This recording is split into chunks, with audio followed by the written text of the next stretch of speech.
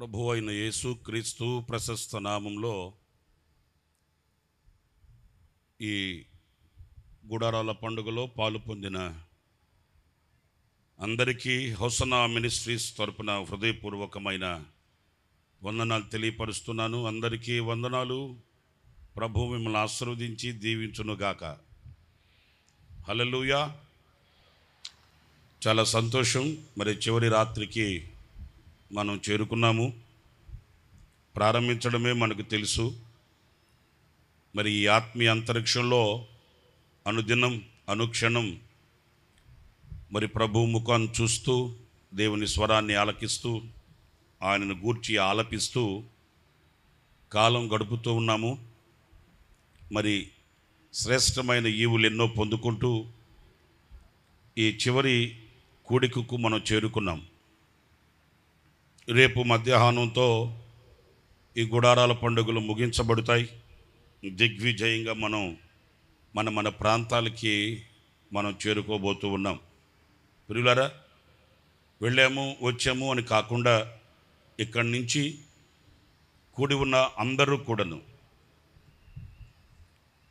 దేవుని దీవెనలు చేతపట్టుకొని ప్రభు కొరకైన ఒక సాక్షిగా మీ ప్రాంతాలకు మీరు వెళ్ళగలిగితే ఇదిగో పడుతున్న ఈ ప్రయాసకు ప్రతిఫలం కలుగుతుంది, ప్రతిఫలం కలిగింది అని ఆనందించడానికి పునాది అవుతుంది. అందుచేత ఏదో కాలయాపనగా వచ్చి వెళ్ళాము అని మీలో ఎవరు కూడా భావించకండి. దేవుని వాక్యం మీద శ్రద్ధ పెట్టండి, ప్రార్థించుటలో సహకరించండి, దేవుని చేతిని పట్టుకొని నడవడానికి మనస్కరించండి, మిమ్మల్ని మీరు ఆయనకు అప్పగించుకోనండి. నిశ్చయముగా దేవుని సన్నిధిలో కలిగే ఆశీర్వాదాలన్నీ మీ వశమవుతాయని చెప్పడంలో సందేహమేమీ కూడా లేదు. లోకంలో ఎక్కడ ఎప్పుడు ఎన్నడూ దొరకని ఒక శ్రేష్టమైన అనుభవం ఒకటి ఉందంటే దేవుని సన్నిధిలో గడపడం, దేవుని సన్నిధిలో ఆనందించడం, సంతోషించడం, హర్షించడం, ప్రహర్షించడం. కోట్ల రూపాయలు ఒకవేళ మనకు చేతిలో ఉన్నప్పటికీ కూడా కోట్ల రూపాయలు అందించలేని, అనుగ్రహించలేని ఆనంద సంతోషాలు దేవుని సన్నిధిలో ఉన్నాయి. అందుకే పట్టణాలు, పల్లెలు, గ్రామాలు విడిచి సమైక్యతతో సహవాసంగా సంఘంగా సమకూర్చబడడానికి ఈ గుడారాల పండుగను వేదికగా ప్రభు మనకు అనుగ్రహించాడు. ఈ గుడారాల పండుగలో పాలు పొందిన మీరందరూ ధన్యులు అని చెప్పడంలో ఎలాంటి సందేహం ఏమీ కూడా లేదు. భాగ్యవంతులు అని చెప్పడంలో సంతోషం మీకు నేను తెలియపరుస్తూ ఉన్నాను. ప్రియులారా, ఈ రాత్రి కొద్ది నిమిషాలు నేను దేవుని మాటలు మీతో చెప్తాను. అది మీకెంతో ఆధ్యాత్మికంగా క్షేమాభివృద్ధిని కలిగిస్తాయని, ఈ మాటలు మిమ్మల్ని ఆధ్యాత్మికంగా బలవంతులుగా చేస్తాయని ధైర్యాన్ని, స్థైర్యాన్ని కలిగించి ఆత్మీయ యాత్రలో ఎక్కడ ఓడిపోయి, వాడిపోయి, చెడిపోయి పడిపోకుండా మీకు కావలసిన ఊరటను కలిగించి గమ్యానికి చేరుస్తాయని నేను పరిశుద్ధాత్మని సహాయాన్ని వేడుకుంటున్నాను. ఎందుకంటే దేవుని మాటలు ఎంతో ఉన్నతమైనవి, ఎంతో శక్తి కలిగినవి. మనుషుల మాటలలో ఎలాంటి సారం లేదు, సత్తువ లేదు, శక్తి లేదు. దేవుని మాట, ఒక్కే మాట చాలు. ఆ ఒక్క మాట సమస్తాన్ని సృష్టించగలిగిన శక్తి కలిగిన వాక్కు మన మధ్యలో ఉన్నప్పుడు మనం అటు ఇటు తిరగడం కూడా భావ్యం కాదనే నా సదభిప్రాయం. కనుక ఆయా ప్రాంతాలలో నిల్చున్న వాళ్ళు కూర్చొని దేవుని మాటల మీద మీ శ్రద్ధ నిలపాలని కోరుకుంటున్నాను. చూడండి, ఈ ప్రకృతి దేవుని చేతిలో బలమైన ఆయుధం, సాధనం అని చెప్పడంలో ఎలాంటి సందేహం లేదు. ఈ ప్రకృతి దేవుని చేతిలో ఒక సాధనం, అంటే ఒక ఆయుధం అన్నప్పుడు వాటిల్ని ఆయన చేత పట్టుకొని వాడుతాడు, ఉపయోగిస్తాడు. ఆయన చేతిలో అవి వాడబడుతున్నప్పుడు ఎదురు నిలవగలిగిన శక్తి, ఎదురు నిలబడగలిగిన బలం ఎవరికి దేనికి కూడా లేదండి. గాలి, నీరు, అగ్ని, సూర్యుడు, చంద్రుడు, నక్షత్రాలు, ఇవన్నీ కూడా ఈ సృష్టిలో కనబడుతున్న ఈ శక్తి కలిగిన పాత్రలన్నీ కూడా దేవుని చేతిలో ఆయుధాలండి. నా కళ్ళతో నేను చూసిన అనుభవాన్ని నేను మీకు వివరిస్తున్నాను. ఈ మధ్య మాకు విజయవాడలో వరదలు వచ్చాయి, ఫ్లడ్ వచ్చింది. మాకు ముందు నుంచే ఒక అవగాహన, గతంలో 2-3 సార్లు ఆ వరదలు వచ్చాయి కనుక, లోతట్టు ప్రాంతంలో మేము ఉన్నాం కనుక మాకు 1-2 సార్లు అనుభవం ఉంది. అలాగే ఈసారి కూడా వరదలు వస్తాయి, నీళ్ళు వస్తాయట అని ఎవరో చెప్పుకుంటున్నారు, వింటున్నాం. ఇవి వస్తే ఏమైందిలే, గత 2-3 సార్లు మనం ఫేస్ చేసాం కదా, ఆ సమస్యను ఎదుర్కొన్నాం కదా అన్నంత ధీమాతో ఉన్నామండి. ఆ రాత్రి ఎవరికి వారు అప్రమత్తం అవుతున్నారు. నీళ్ళు వస్తాయట అని కొంతమంది ఖాళీ చేసి వెళుతున్నారు. మరి కొంతమంది వస్తే ఏమంట అని అంటకపోయిన వాళ్ళు కొంతమంది ఉన్నారు. వాళ్ళలో మేము కూడా ఒక జాబితా అనుకోండి. పురులార మధ్యరాత్రి వరకు మేము మేల్కొని చూస్తూనే ఉన్నాం, నీళ్లు పెరుగుతున్నాయి అలాగని చెప్పి. చూడండి, ప్రకృతి దేవుని చేతిలో ఒక ఆయుధం అన్నప్పుడు అది ఎంత బలంగా మనిషి ఎదురు నిలుస్తుంది అనేది నేను మీతో చెప్తున్నాను. ఒక 15-20 నిమిషాల్లో ఆ నీటి ప్రవాహం పెరిగింది. అప్పటికే నేను కాస్త సిద్ధపడి ఇసుక బస్తాలన్నీ పెట్టుకొని, ఒకవేళ నీటి ప్రవాహం ఎక్కువైతే ఆ గేట్లకి ఈ ఇసుక బస్తాలు వేసి కాస్త ఆపుదాంలే అన్నంత ఆలోచనతో సిద్ధంగా ఉన్నాం.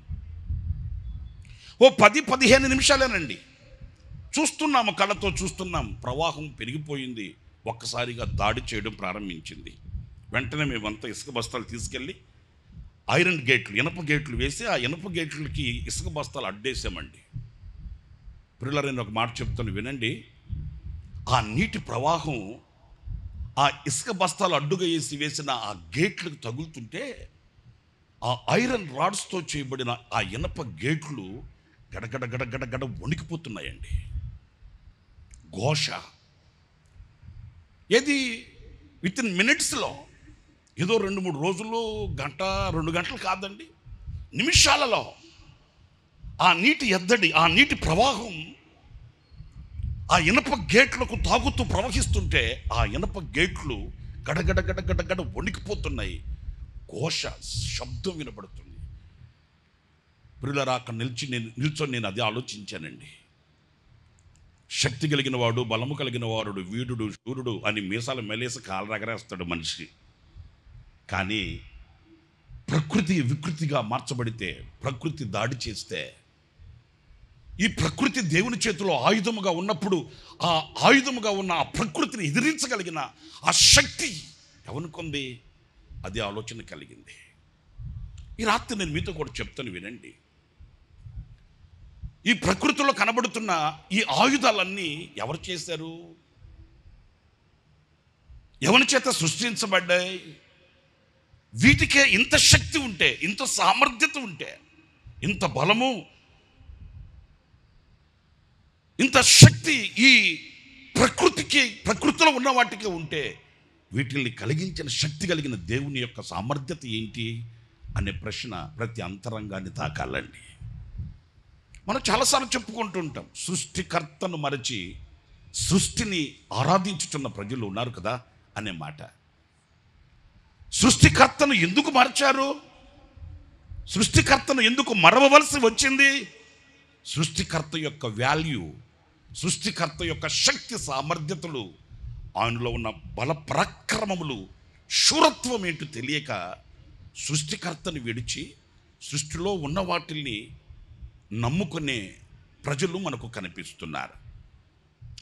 ఈ రాత్రి ఒక్క విషయాన్ని నేను మీతో చెప్తాను. ఈ దేవుని చేతిలో వాడబడే ఆయుధాలుగా ఉన్న ఒక్కటి గాలి. అందరు చెప్పండి, వైభవం నోళ్ళు తెరిచి మాట్లాడండి. గాలి చాలా శ్రేష్టమైనది, ఎంతో విలువైనది. ఈ రాత్రి మనం ధ్యానించవలసింది. ఎందుకంటే గాలి లేకపోతే ఎవడు బ్రతకలేడు. సరే, మీరంతా ఏంటో చాలా సీరియస్గా చూస్తున్నారు నా వైపు. నేను మిమ్మల్ని ఒక ప్రశ్న అడుగుతాను. మీరు కరెంటు వాడుకుంటున్నారండి, కరెంటుకి బిల్లు కడతారండి.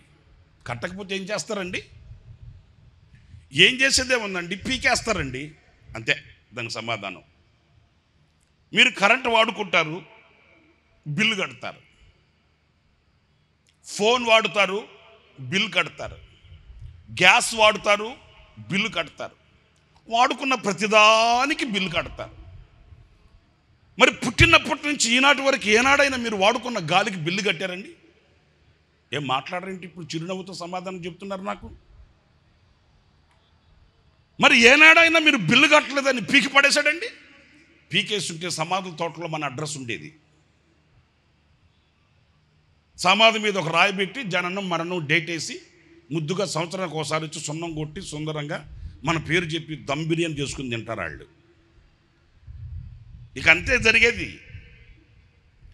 అంటే ఈరోజు ప్రతి మనిషి బట్టగట్టి బజార్లో తిరగాలి, సజీవుల దేశంలో ఉండాలంటే గాలి అవసరం. గాలి లేకపోతే ఏనాడు బ్రతకలేడు. ఇప్పుడు మీరు కూడా చూడండి, కాస్త గనక గాలి ఆగిందంటే ఇసురుకునేవాళ్ళు కసురుకునేవాళ్ళు ఎక్కువైపోతారు.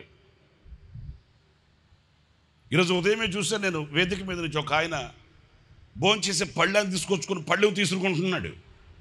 ఎంతో మేలు కింద కూర్చున్న పట్ట తీసుకుని పట్టతో ఇసురుకోలేదు. నిజమే, గాలి లేకపోతే ఎవడ బ్రతుకుతారేంటి? ఇందులో నేను వీరుణ్ణి శూరుణ్ణి బలవంతుడని చెప్పగలిగిన నాథుడు యోధుడు ఈ లోకంలో ఎవడు కూడా లేడు. అంత శ్రేష్టమైనది, అంత విలువైనది, అంత ఘనమైనది, అంత అవసరమైనది కూడా. ఎవరితోనన్నా గొడవ పెట్టుకోవచ్చు కానీ గాలితో గొడవ పెట్టుకోకూడదండి. గాలితో గొడవ పెట్టుకొని కాస్త స్ట్రైక్ చేసి కనుక ముక్కు నోరు మూసామంటే 10 గంటలకల్లా పాదిరి గారు పెట్టి తెస్తారు, 11 గంటలకల్లా మట్టిలో పెట్టేస్తాడు. అంచేత అంత శ్రేష్టమైనది గాలి ఆయన చేతిలో. ఇది నేను ఎవరు కలుగు చేశారు? వాక్యంలో మనం చదువుతామండి. చక్కటి మాట, ఆమోసు గ్రంథం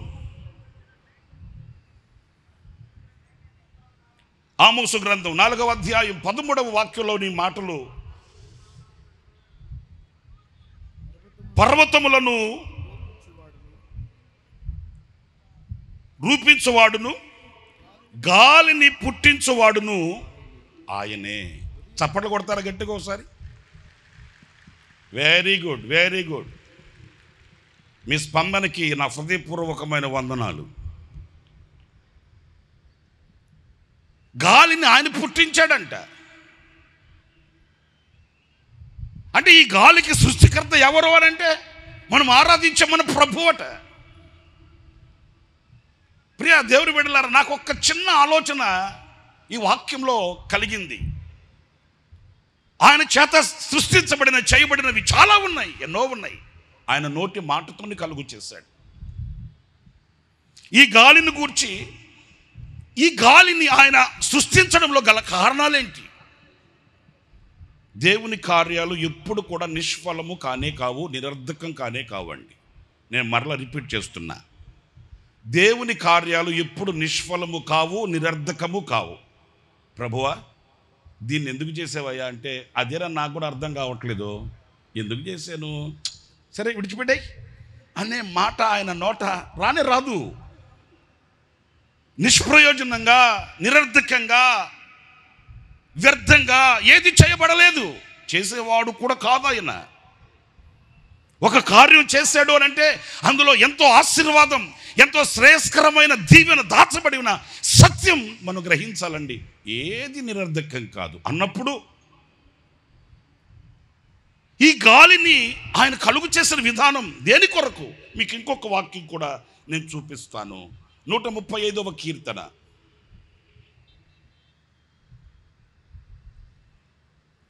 7వ చరణాన్ని చదివితే, బూదిగంతముల నుండి ఆవిరి లేవచేయవాడు ఆయనే, వాన కురియునట్లు మెరుపు పుట్టించువాడు ఆయనే, తన నిధులలో నుండి, ఈ మాట నోట్ చేయండి, ఈ మాట వినండి జాగ్రత్తగా, తన నిధులలో నుండి గాలిని ఆయన బయలు వెళ్ళజేయును. తన నిధులలో నుండి గాలిని ఆయన నిధులలో ఉంచుకొని ఉన్నాడంట.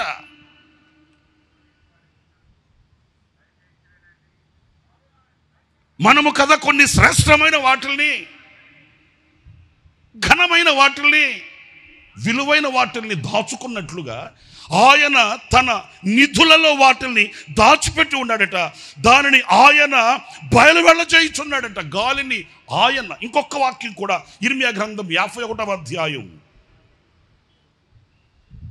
16వ వాక్యం చదువుతారండి. ఆయన ఆజ్ఞ ఇయ్యగా జలరాశులు ఆకాశ మండలములో పుట్టును, భూమి ఓకే, ఆయన ఆవిరి ఎక్క చేయును, వర్షము కలుగునట్లుగా ఆయన మెరుపు పుట్టించును. ఈ వాక్యాన్ని వినండి. తన ధనాగారములో నుండి గాలిని రావించెను.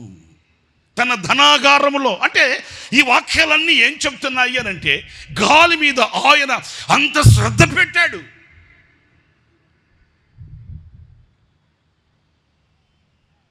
కొందరు చేతికి రింగ్ ఒకటి వేసుకొని ఉంటారండి, చిన్న రింగు. హలో, వింటున్నారా, తింటున్నారా? నన్ను చూడండి. మరి మీరేదో తింటున్నట్టుగా తల ఉంచుకుంటే నాకేం అర్థమైతే వస్తుంది ఏంటి? ఇది తినే సమయం కాదు, ఇది వినే సమయం. కొందరు చేతికి వ్రేళ్ళకి ఒక ఉంగరం ఒక రింగ్ వేసుకొని ఉంటారండి. అది ఎంత ఉంటుంది ఏంటి? సన్నగా తీగలాగా వెంట్రుక పోసని ఉంటుంది. దానిని ఎంత జాగ్రత్తగా కాచుకొని ఎంత జాగ్రత్తగా కాపాడుకుంటారు కదా. మాట్లాడేటప్పుడు ఆ చేతికుండే ఆ చిన్న వెంట్రుక పాసు రింగు కనబడాలని చేయి దిప్పుతుంటారు కొంతమంది. ఆడు ఎందుకు దిప్పుతున్నాడో మనకు అర్థం కాదు. ఓ చిన్న విలువైన దాని మీద మనం అంత శ్రద్ధ నిలుపుతాం. మరి దేవుడు గాలి మీద ఇంత శ్రద్ధ నిలపడానికి గల కారణం ఏంటి?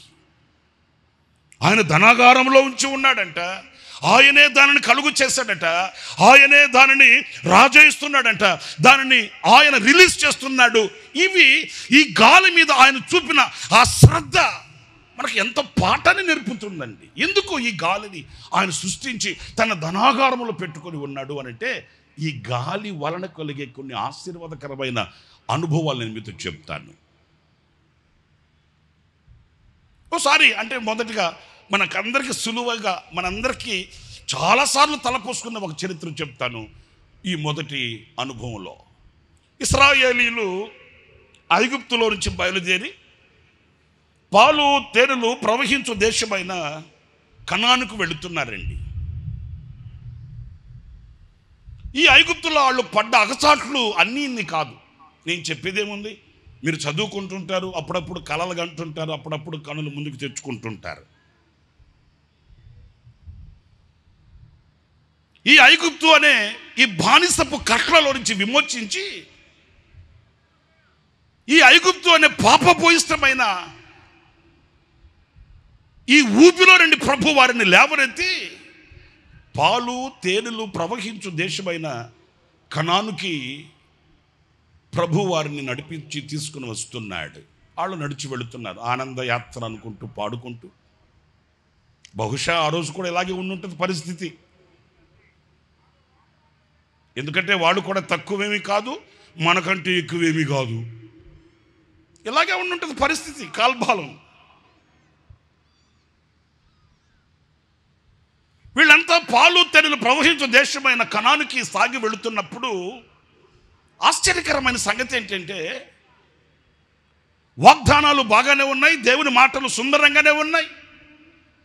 విమోచించబడ్డాము, విడిపించబడ్డాము, తప్పించబడ్డాము, రక్షించబడ్డామనే ఆనందం వాళ్ళ గుండెల్లో రంకెలేస్తుంది, సంతోషమే. కానీ వెనుతిరిగి చూస్తే ఒక శత్రు సమూహం. ఎవరండి? అందరు చెప్పండి, ఎవరండి? శత్రు సమూహం. ఒక్క మాట నేను మిమ్మల్ని అడుగుతాను, నాకు సమాధానం అందరు చెప్పండి. శత్రువు లేని వ్యక్తి ఎవడన్నా ఉన్నాడండి ఇక్కడ? ఎవరన్నా ఉంటే చెయ్యొద్దండి, కొబ్బరికాయ కొట్టి పూలదండేస్తాం. మాట్లాడరేంటి? శత్రువు లేని వ్యక్తి ఎవరైనా ఉంటే చెయ్యొద్దండి. జనసమూహంలో మీకు కొబ్బరికాయ కొట్టి మోంబొత్తి వెలిగించి పూలదండేస్తాం, వేదిక మీద కూడా ఎక్కిస్తాం. ఎందుకు నేను ఇంత నిక్కచ్చిగా చెప్తున్నానంటే, పరిశుద్ధుడైన పౌలు అన్నాడు, మనకు ఒక శత్రువు ఉన్నాడు. ఎవడాడు? వాడే ఆ కర్రిమొహముడు. ఈ వాయుమండలాధిపతి ఒకడు ఉన్నాడు, నాశనపుత్రుడు ఒకడు ఉన్నాడు. మనము పోరాడునది మనుషులతో కాదు, కానీ ఈ వాయుమండలాధిపతి అయిన ఈ సాతానుతో మనకు పోరాటం. ఒక శత్రువు ఉన్నాడు. ఒక మాట కూడా మీరు అడగచ్చు, మరి ప్రభు మన పక్షాన ఉంటే మనకు శత్రువు ఎవడు అని రాశాడు కదా అంటాడు. దాని అర్థం ఏంటంటే ప్రభు మన పక్షాన ఉంటే శత్రువు మీద మనకు జయము కలుగుతుందని దాని అర్థం. ప్రతి ఒక్కొక్కరికి శత్రువు ఉన్నాడు. అయితే జాగ్రత్తగా వినండి నేను చెప్పే మాట. ఇశ్రాయేలుల చరిత్రలో మనం గమనించినప్పుడు వాళ్ళ గుండె నిండా కృతజ్ఞత ఉంది. ఆనందగానాలతో పాటలు పాడుకుంటూ స్తుతించుకుంటూ వెళుతున్నారు. ఆ ఆత్మీయ యాత్రలో వాళ్ళు విమోచించబడిన ఆ విమోచన గీతాలని ఆలపించుకుంటూ సాగి వెళుతున్నారు. వెనుకకి తిరిగి చూస్తే ఆ ఆనందం ఆవిరైపోయేటట్లుగా శత్రు సమూహం వారిని వెంబడిస్తూ వస్తుంది. ప్రియులారా చూడండి, ఈ శత్రు భయం ఎలాంటిది అని అంటే పడుకున్న నిద్ర పట్టదు, తిన్న వంట పట్టదు.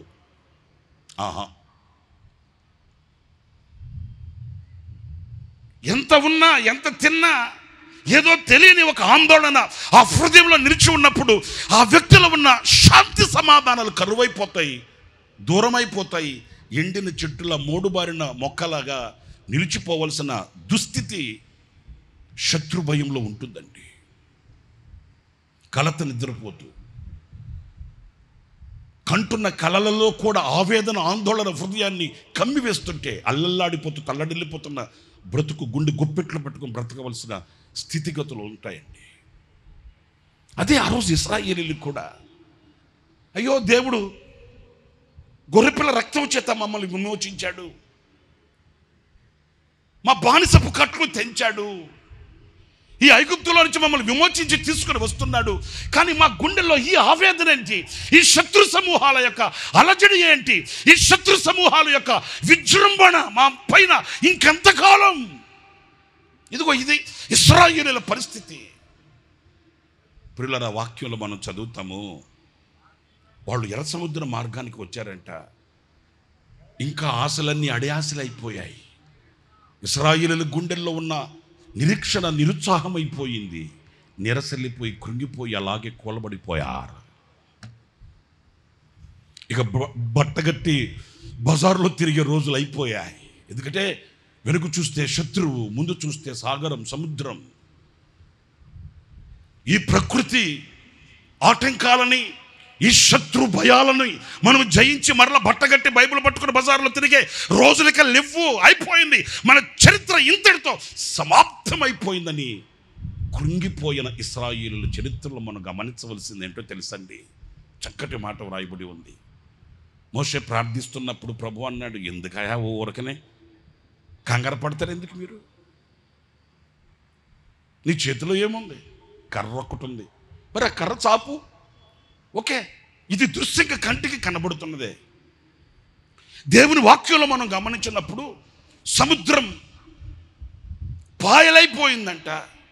ఆరిన నేలను నడిచినట్లు అద్దరికి ఇశ్రాయేలీయులు చేరుకున్నారంట. కానీ ఒక సుందరమైన మాట పరిశుద్ధ గ్రంథంలో మనం చదివితే నిర్గమకాండం 15వ అధ్యాయం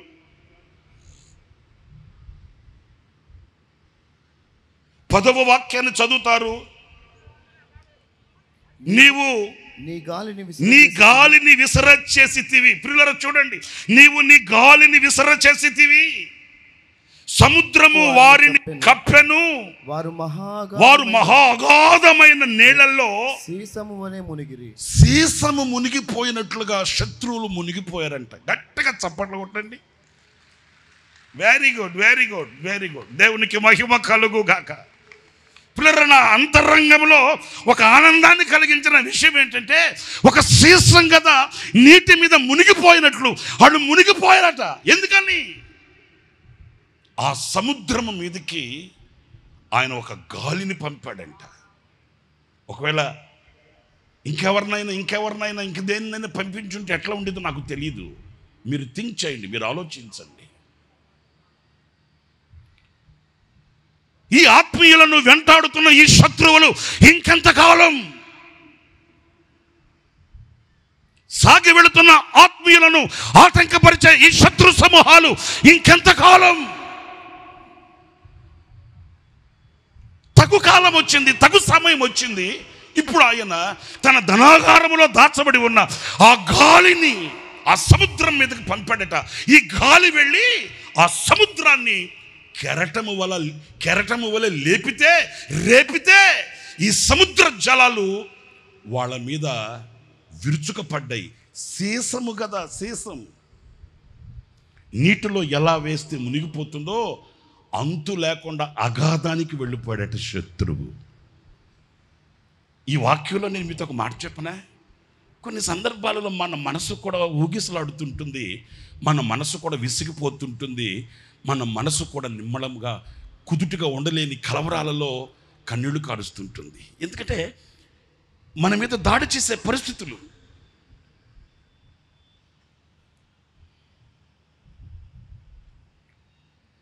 మనల్ని కృంగదీయాలని, మనల్ని వెనుకకు లాగాలని, మనల్ని ఖతం చేయాలని, మనల్ని హతం చేయాలని కంకణ కట్టిన కఠినాత్ముల చర్యలు మన కళ్ళబడ్డప్పుడు, మన కంటపడ్డప్పుడు మన గుండె తల్లడిల్లిపోతుంటుంది. ఏంటిది? ఇంత భక్తి చేస్తున్నాను, ఇంత నిష్ఠగా ఉంటున్నాను, నేను ఇంతగా లోకానికి వేరే బ్రతుకుతున్నాను, నేను రక్తంతో కడగబడ్డాను, నేను ఇలాగ నా ప్రభు కొరకు జీవిస్తున్నాను, ఈ శత్రు భయం ఇంకెంతకాలం అనే ఆవేదన మన గుండెను కమ్మేస్తుంటుందండి. నేను చాలాసార్లు కుటుంబాలకు ప్రార్థన చేయడానికి వెళుతున్నప్పుడు కొంతమంది నోట విన్న మాటే ఈ పూట నేను మీతో చెప్తున్నాను. అన్నయ్య, నేను ఇలాగ ఇంత భక్తి చేస్తున్నాను, ఇంత నీతిగా యథార్థంగా బ్రతుకుతున్నాను, ముడిగట్టుకొని బైబిల్ పట్టుకొని ప్రభు పాదాలు విడువక ఉన్న నాకైనా ఇలాంటి పరిస్థితులు అనే మాటలు చాలామంది నోట నేను విన్నానండి. ప్రియమైన సహోదరులు చూడండి, ఆ శత్రు భయంలో నుంచి విడిపించి, తప్పించి, రక్షించి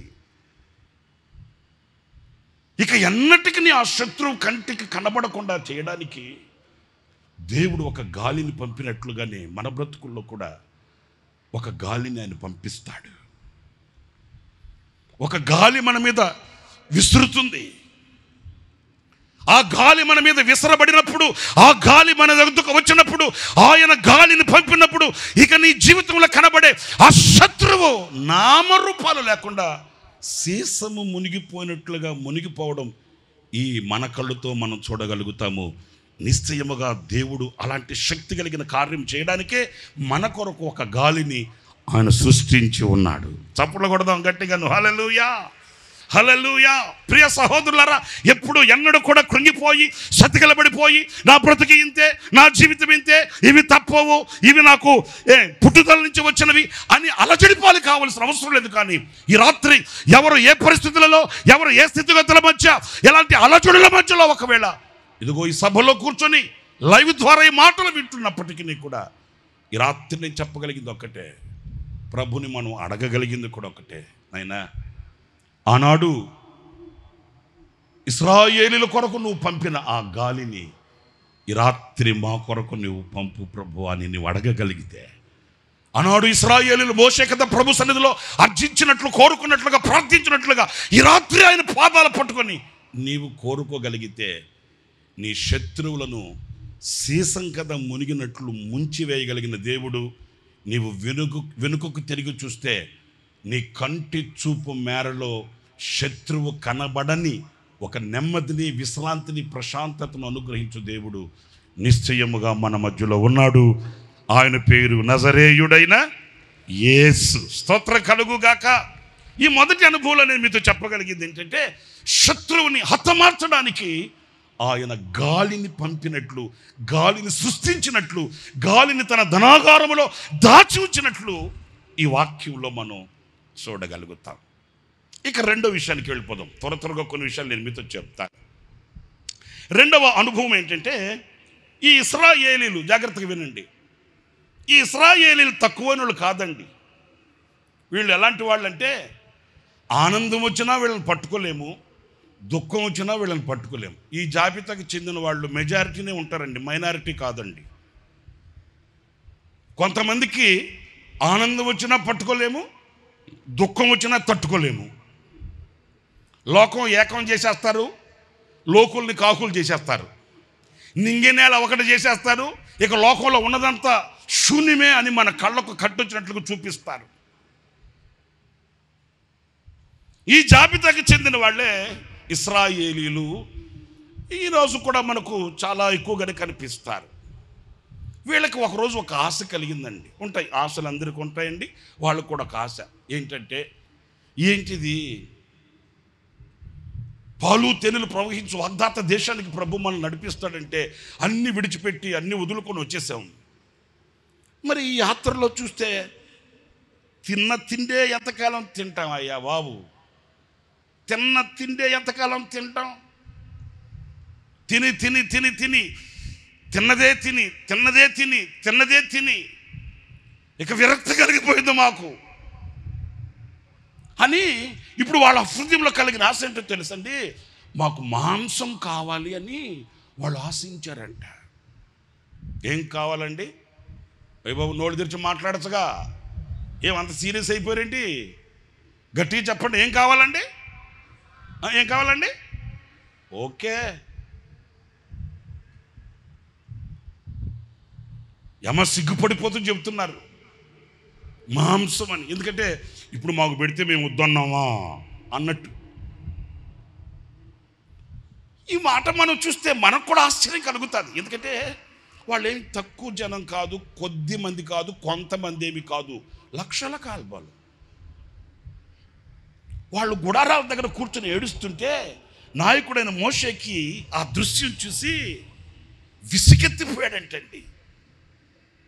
అరే వీళ్ళు ఏం మనుషులు రా బాబు, వీళ్ళ కొరకు ఎంత కష్టపడుతున్నాను, ఎంత శ్రమ పడుతున్నాను, ఎన్ని ఇబ్బందులకు గురవుతున్నాను, ఇన్ని లక్షల మంది ప్రజల్ని భుజస్కంధాల మీద ఎత్తుకొని ఇన్ని లక్షల మందిని ఒక్కనిని ఈ భారమంతా మోస్తుంటే, అరే ఒక్కడు మన భారాన్ని మోస్తున్నాడు, ఒక్కడు మన క్షేమము కొరకై పాటుపడుతున్నాడు, మనం కూడా మనం చేయగలిగింది చేయదలిచింది చేయూతనివ్వచ్చు కదా అని అతనికి సహకరించేవాడు ఒక్కడు లేకపోయాడు. వాస్తవంగా మనం కూడా కుటుంబపు వ్యవస్థలో ఈ అవస్థలు వచ్చినప్పుడు ఇదే బాధ కలుగుతుంటుందండి. ఉదయం లేచింది మొదలుకొని రాత్రి పడుకునేంత వరకు రెక్కల ముక్కలు చేసి రక్తం ఆవిరి చేసి కష్టపడి ఒక్కడిని 5 మందిని పోషించి తీసుకుని వస్తుంటే ఒక్కడికి ఆ బాధ కలగట్లేదేంటి అనే వేదన యజమానుడు యజమానురాలు అనే వాళ్ళ గుండెల్లో ఎంతో కొంత ఉంటుందండి. అలసి సొలసి సొక్కి సొమ్మసిల్లిపోయి ఒక్కొక్కసారి మందిరంలో గొక్క దిప్పుకోకుండా ఏడుస్తుంటారు. ఏంటి బ్రదర్, ఏంటి అలాగా దుఃఖపడుతున్నారు అంటే వాళ్ళు చెప్పే నినాదం ఎట్టుంటుందో తెలుసండి, ఇట్లాగే ఉంటుందండి. అన్నయ్య ఒక్కడిని కష్టపడుతాను, రాత్రి బవలు శ్రమ పడుతాను, కానీ ఈ నలుగురిలో ఏ ఒక్కరికి కూడా అయ్యో వృద్ధాప్యంలో కూడా నా తండ్రి ఇంత కష్టపడుతున్నాడే, ఇంత శ్రమ పడుతున్నాడే, నా వంతు నేను ఏం చెయ్యాలి అనే ఆలోచన ఒక్కడికి కలగదేంటన్నా? ఆ తల్లిదండ్రుల గుండెల్లో ఉండే ఆవేదన అంతా ఇంత కాదండి. నేను చెప్పే మాట జాగ్రత్తగా వినండి. ఆ తల్లిదండ్రుల గుండెల్లో ఉన్న ఆవేదన మనకు తెలియాలంటే మనం కూడా ఒక తండ్రిని కావాలండి. అప్పుడు తెలుస్తుంది ఆ బాధ ఏంటో. సరదాగా చెప్పుకోవడానికి, సరదాగా సాగిపోవడానికి అన్ని సుందరంగానే ఉంటాయి. ఆ స్థానానికి వచ్చినప్పుడు, ఇప్పుడు మా సంగతి చూడండి, ఇలాంటి గుడారాల పండుగలు జరిగేటప్పుడు ఏదో మా వంతు మేము కష్టపడి, మా వంతు మేము చేసి కొన్ని మా వంతు అన్నట్లుగా కొన్నిట్లు చేసి మురిసిపోయేవాళ్ళమే. మన ఆత్మీయ తండ్రి దైవజనులు యేసన్న గారు ఈ బాధ్యతలన్నీ, ఈ భారమంతా ఆయన ఒక్కడు భుజస్కంధాల మీద మోసిన నాడు ఇంత భారం ఉంటుందా అని మాకు కూడా ఆనాడు తెలియలేదు, ఈనాడు తెలిసి వచ్చింది.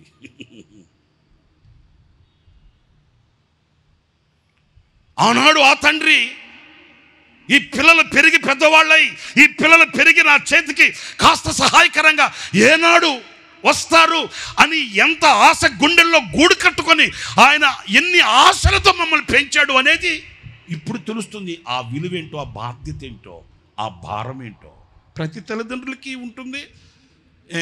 ఆ భారం తెలియాలంటే ఆ స్థానానికి మనం ఎక్కి రావాలండి.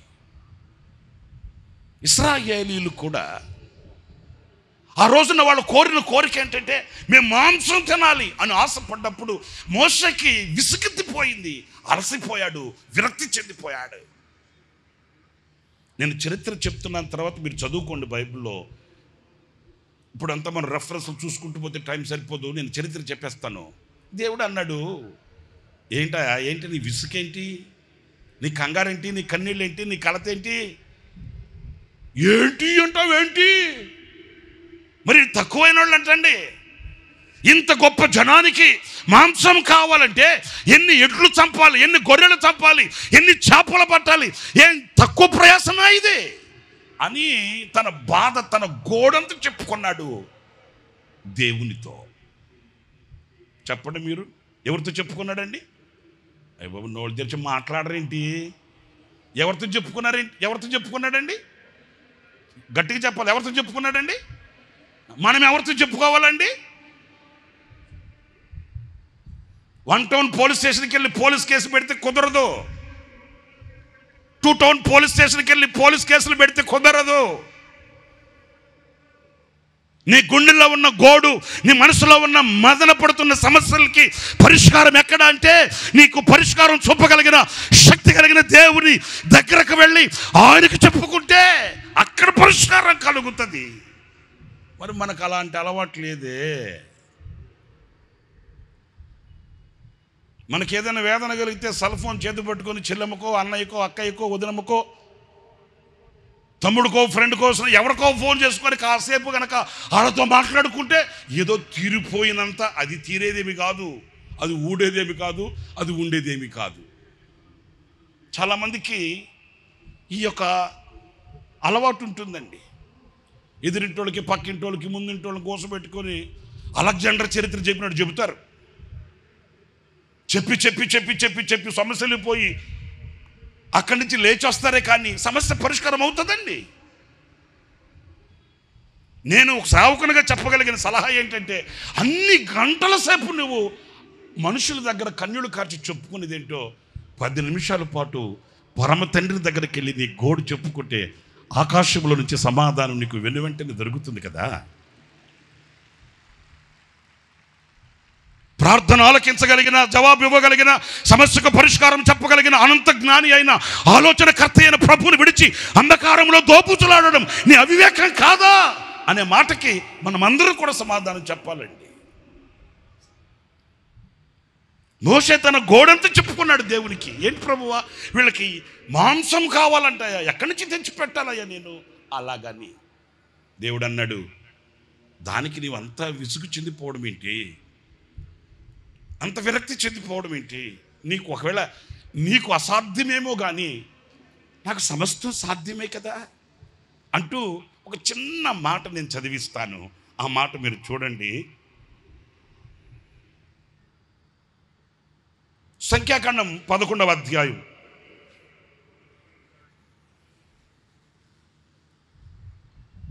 సంఖ్యాకాండం 11వ అధ్యాయం 31వ వాక్యం చదువుతారు చూడండి. తరువాత యెహోవా సన్నిధి నుండి ఒక గాలి బయలుదేరి సముద్రము నుండి పూరేళ్లను రప్పించి పాలెము చుట్టూ ఈ ప్రక్కను ఆ ప్రక్క ఈ ప్రక్క ఒక దిన ప్రయాణమంత దూరం వరకు భూమి మీద 2 మూరల ఎత్తున వాటిని పడవేసెను. గట్టిగా చప్పట్లు కొడతారా? ఓ, చాలా బాగా ఘనంగానే చప్పట్లు కొడుతున్నారు. ఎందుకో మరి మీకు కూడా ఆశ ఇచ్చింది ఏంటో నాకు తెలియట్లే. వాళ్ళు కోరింది ఏంటంటే, మేము మాంసం తినాలండి, మా ఈ చిరు కోరిక తీర్చండి. ఇది మనుషులకు అసాధ్యం, ఇది మనుషునికి జరిగే కార్యం కాకపోయినప్పటికీ శక్తి కలిగిన నా దేవుని కార్యం ఇక్కడ చదువుతారండి. ప్రియులారా, దేవుడంట యెహోవా సన్నిధి నుంచి ఒక గాలిని బయలుదేర చేశాడంట సముద్రము మీదకి. ఈ గాలి వెళ్ళి, హలో వింటున్నారండి, ఏం వెళ్ళి, అందరు చెప్పండి, ఏం వెళ్ళి అదే నేను చెప్పింది. ఆయన చేతిలో సాధనాలు ఇవి. ఆయన ఆయన గాలిని విసర చేస్తే ఈ గాలి సముద్రం మీదకు వెళ్ళి ఈ సముద్రం మీద ఉన్న ఈ పూరేళ్లను మాత్రాన్ని కూడా ఈడ్చుకొని వచ్చిందేమో. నేను ఒక మాట చెప్పనా, ఏదో కాటకూడు లోటా సాంబార్ అన్నట్లు చాలని తిండి కాదండి. బాబు ఇన్ని లక్షల మందికి ఇంత సమృద్ధిగా అయితే ఎలా కుదురుతుంది అని ఏదో సర్దకు పోయేటట్లు కాదు. కానీ నాకు హృదయంలో ఆనందాన్ని కలిగించి ప్రభువును స్తుతించిన కారణం ఏంటంటే, ఒక దిన ప్రయాణం అంత దూరం, హల్లెలూయా చెప్పండి, ఒక దిన ప్రయాణం అంత దూరం. ఒక రోజు వాళ్ళు ఎంతైతే నడవగలిగి ప్రయాణం చేయగలుగుతారో అంత దూరం అంటండి. ఈ కుడి ప్రక్క ఎడమ వైపున ఎంతెత్తు 2 మూరల ఎత్తున ఆ పూరేళ్ళు నిండిపోయాయి అంటండి. 2 మూరలంటే ఎన్ని అడుగులు? ఇంచుమించు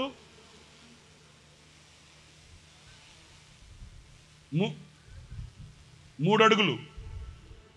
3 అడుగుల ఎత్తు ఒక దిన ప్రయాణం అంతా పూరేళ్ళు నిండిపోయాయంట. ఒకవేళ వాళ్ళలో ఎవరో అడుగుంటారు, అరే బాబు ఎవడు తెచ్చినా ఇంత దాలేడే, ఎవడు పెట్టినా ఇంత పెట్టలేడే, ఎవడిచ్చినా ఇంత ఇవ్వలేడే, ఇంత సమృద్ధి ఎక్కడి నుంచి వచ్చింది? ఒక గాలి తెచ్చింది. ఆ గాలి ఎక్కడి నుంచి వచ్చింది? సృష్టించిన సృష్టికర్త అయిన దేవుని యొద్ద నుంచి వచ్చింది. స్తోత్రం కలుగుగాక. నా ప్రియ సహోదరులారా, ఏ కోరికతో ఉన్నారో, ఏ ఆశతో ఉన్నారో, ఏ కాంక్షతో ఉన్నారో, ఏ గంపడు ఆశలు గుండెలో పెట్టుకొని ఈ గుడారాల పండుగలో మీరు పాలెందారో మనుష్య మాత్రునిగా నాకు తెలియకపోవచ్చు, అంతరంగాన్ని ఎరిగే దేవునికి తెలుసు. నీ కోరిక సిద్ధింపబడును గాక, నీ ఆలోచన సఫలమగు గాక, నీ అక్కరలు తీర్చును గాక, నీ అవసరతలు తీర్చబడును గాక. క్రీస్తు యేసు యొక్క మహిమైశ్వర్యములో నుంచి నీ ప్రతి అవసరం, ఎవరీ నీడ్, ప్రతి అవసరాన్ని నా దేవుడు తీర్చి సమృద్ధితో ఇక్కడి నుంచి నా దేవుడు నిన్ను సాగనంపును గాక. హల్లెలూయా. ఎలా కలుగుతుంది ఈ ఆశ్చర్యం అంటారా? ఆయన నీ కొరకు ఒక గాలిని ధనాగారంలో దాచి ఉంచి ఉన్నాడు. ఆ ధనాగారంలో నుంచి ఆ గాలిని నీ మీద విసర చేస్తాడు. ఆ గాలి నీకు కావలసిన ప్రతి అవసరాన్ని ఏం చేస్తుంది? 2 మూరల ఎత్తు, 3 అడుగుల ఎత్తున నిలిచిపోయే సమృద్ధి. చాలని బ్రతుకు కాదు, ఏదో రెక్కాడితే డొక్కాడుతుంది అన్నట్లుగా కాదు, ఏదో బ్రతుకుతున్నానంటే బ్రతుకుతున్నట్లుగా కాదు. కానీ సమాజంలో విలువ కలిగిన వ్యక్తిగా, నిన్ను పైవానిగా లేకపోతే తలగా నిన్ను ఆయన ఉంచుతాడు. అంతేకాదు, కొండ మీద కట్టబడిన పట్టణము దేదీప్యమానమై ఉన్నట్లుగా నీ బ్రతుకును మార్చగలిగిన మహనీయుడు ఒకే ఒక్కడు. ఆయన పేరే నజరేయుడైన, అందరు చెప్పండి, నజరేయుడైన. అయ్య బాబు అలాగా అది గట్టిగా చెప్పండి, నజరేయుడైన. ఏ యాక్టర్ అయినా, ఏ డాక్టర్ అయినా, ఏ కలెక్టర్ అయినా, ఎవరైనా కానీ ఎవడు చేయలేని, ఎవరికి సాధ్యము కానీ అసాధ్యమైన కార్యాలని సుసాధ్యపరచగలిగిన, సుచరిత్ర కలిగిన శక్తి గల దేవుడు, లోకములో కొనియాడబడుచున్న దైవం ఒకే ఒక్క దైవం. ఆ దైవమే యేసు దైవం. ఆయన ఒక్కడే నీ అవసరతల కొరకు గాలిని పంపగలిగిన వాడు. వాళ్ళు తిన్నారంట. నేను ఇంకా వివరంగా చెప్పకూడదు, కానీ ఎలా తిన్నారో తెలుసండి? వాళ్ళు తిని వాళ్ళు లేచి నడిచేవాడు ఒక్కడు కూడా తలదించలేదంట. యాకోబు తలదించి కొంచెం నేల వైపు చూడరా అంటే, దించలేనులే బాబాయ్, తల దించలేనులే. ఎందుకని? అంత తిన్నాడు, ఇంకెక్కువ చెప్పలేను నేను. వింటున్నారండి? రే సమయంలో తల దించరా, దించలేనులే బాబాయ్. ఏమిరా అంత తిన్నావా? మరి ఊరకనే వస్తే తింటాంగా మరి. స్తోత్రం కలుగుగాక. నా ప్రియ సహోదరులారా, ఈ రాత్రి నేను మీతో చెప్పగలిగిన రెండవ అంశం ఏంటంటే, గాలిని ఆయన సృష్టించాడు దేనికంటే నీ అవసరతలు నీ యొద్దకు చేర్చడానికి, నీ అక్కర్లు తీర్చడానికి, నీ అభిష్టాన్ని తీర్చడానికి, నీ కోరికను నెరవేర్చడానికి, నీవు ఆశించినది యావత్తు నీకు అందించి నిన్ను సాక్షిగా బలపరచడానికి. రెండు విషయాలు చెప్పాను. గాలిని ఎందుకు సృష్టించాడు, ఎందుకు ధనాగారంలో దాచి ఉంచాడు, ఎందుకు ఆ ధనాగారంలో ఉన్న గాలిని విసరజేశాడు అంటే, ఒకటి శత్రువుని ఖతం చేయడానికి, రెండు నీ అవసరతలు నీకు చేర్చడానికి, మూడో విషయం కూడా చెప్తాను. అదేంటంటే చక్కటి మాట, సూర్యుడు ఉన్నాడండి. సూర్యుడిని చూసిన వాళ్ళందరూ చేతులెత్తి స్తోత్రం చెప్పండి. మీరు చేతులెత్తి స్తోత్రం చెప్పలేదంటే సూర్యుడిని చూడలేదనే. సూర్యుడిని చూడలేదంటే మీకు కళ్ళు, మరి అందుకే చెప్పేది ఆ మాట నేను ఎందుకు చెప్పాలి చెప్పండి. అందరూ చెప్పండి, చూసిన వాళ్ళందరూ, సూర్యుడిని చూసిన వాళ్ళందరూ చేతులెత్తి స్తోత్రం చెప్పండి. ఇంచుమించు అందరూ చూసిన వాళ్ళే, చూడనోడు ఎవడు ఉంటాడేంటి? ఒకవేళ కనబడకపోయినా భూతద్దాలు పెట్టుకొని చూస్తాం. ఓకే, ఇప్పుడు నేను చెప్పే మాట జాగ్రత్తగా వినండి. ఈ సూర్యుని ప్రకాశం మన మీద పడింది అనుకోండి, మనం ఏ పనైనా సులువుగా చేసుకుంటాం, సుందరంగా బ్రతకగలుగుతాం, ఆనందంగా అడుగులు వేసుకుంటూ ఆహ్లాదకరంగా బ్రతకగలుగుతాం. అయితే నేను చెప్పే మాట జాగ్రత్తగా వినండి, నా వైపు చూడండి. ఎక్కడి నుంచో టెలిగ్రామ్ కొట్టినట్టు, ఫోన్ చేసి కబురంపినట్టు, ఏదో సుట్టపు సూపుగా మన కొరకే వచ్చినట్టు ఈ కారు మేఘాలు ఉన్నాయి కదండి. కారు మేఘాలు మీరు ఎప్పుడన్నా చూస్తారో లేదో నాకు తెలియదు, కానీ కొన్ని మేఘాలు అయితే జెట్ ప్లేన్కి వెళ్ళినట్లుగా వెళ్తుంటాయి. నేను కూడా కొందరితో ఇట్లాగే ముచ్చటగా ఏదో సరదాగా మాట్లాడిన రోజులు నాకు తెలుసు. ఆ మేఘాలు చూస్తే ఎక్కడికి వెళ్తున్నాయో అర్జెంటుగా అబ్బో టెలిగ్రామ్ కొట్టినట్టు వెళ్తున్నాయి రా బాబు అనుకుంటుంటాం. ఎందుకంటే అంత వేగంగా వెళుతుంటాయి. వెళ్ళిన ఈ మేఘాలు ఏం చేస్తాయో తెలుసండి, ఆ ప్రకాశమానంగా వెలుగుతున్న ఆ కాంతిని మన మీద పడకుండా మనలో ఒక చీకటిని సృష్టించడానికి ఈ కారు మేఘాలు అడ్డుపడిపోతాయండి. మీకు ఇలాంటి అనుభవం ఉందో లేదో నాకు తెలియదు, కానీ నాకు చాలా అనుభవాలు ఉన్నాయండి. అంటే మీరు అనుకుంటారు అబ్బో వీడి పెద్ద ముదిరే అనుకుంటారు కదా, ముదిరినేనండి. మీరు అనుకోవాలని చెప్తున్నాను. ఎందుకంటే వేసే ప్రతి అడుగు ఆశ్చర్యకరుడైన దేవునితో అన్నప్పుడు అవాంతరాలు అభ్యంతరాలు అనేవి అలవాటుగాను లేకపోతే సర్వసాధారణంగాను మన ఎదుట నిలుస్తాయండి. జీవితం అనేది పూలబాటేమీ కాదు. వింటున్నారా? జీవితం అనేది సాఫీగా సాగిపోయే పూలబాట లాంటిది. పొగడతలు, ఘనతలు, సన్మానాలు, లేకపోతే సభలు ఇలాంటివి ఏదో జీవితాంతం సాగుతాయి. కడుపులో చల్ల కదలకుండా కంటి నిండా నిద్ర, నోటి నిండా తిండి, కడుపు నిండా ఆనందం ఇలాగ సాగిపోద్ది అని ఎప్పుడు కాలంలో కూడా మనం అనుకోకూడదండి. ఎన్నో ఎత్తు పల్లాలు, ఎన్నో ఇరుకు విశాలతలు, ఎన్నో అగచాట్లు, అవాంతరాలు, అభ్యంతరాలతో ముడిపడిన సమ్మేళనమే జీవితం అనేది. కొంతమందికి అది తెలియక కష్టం, నష్టం, బాధ, వేదన, వ్యాధి వచ్చినప్పుడు అలసి సులసి సొక్కి సొమ్మసిల్లిపోయి విరక్తి చెంది జీవితం ఇంకా ఇలాంటిది, జీవితం జీవించడం కంటే అనవసరమని అఘాయిత్యాలకు పాల్పడి నిండు నూరేళ్ల జీవితాన్ని పాడుదిబ్బగా మార్చుకుంటున్నారండి. జీవితం ఎప్పుడు కూడా పూలబాటేమీ కాదు. లోయల్లోకి దిగినప్పుడు నేర్చుకోవలసిన పాఠాలు నేర్చుకోవాలి. శిఖరాలు ఎక్కినప్పుడు ఎక్కించిన దేవుని స్తుతించగలగాలి. అంతేకాని సణుగులు, సంశయాలతో విరక్తి చెందిపోకూడదండి. ఈ సూర్యకాంతి మన మీద పడకుండా, ఈ వెలుగు మన మీద ప్రకాశింపనివ్వకుండా ఈ కమ్ముకొనిన మేఘాలు మనకి ఏం చేస్తాయంటే చీకటిని రుచి చూపిస్తాయి. ప్రియులారా, నేను చెప్పే మాట జాగ్రత్తగా వినండి.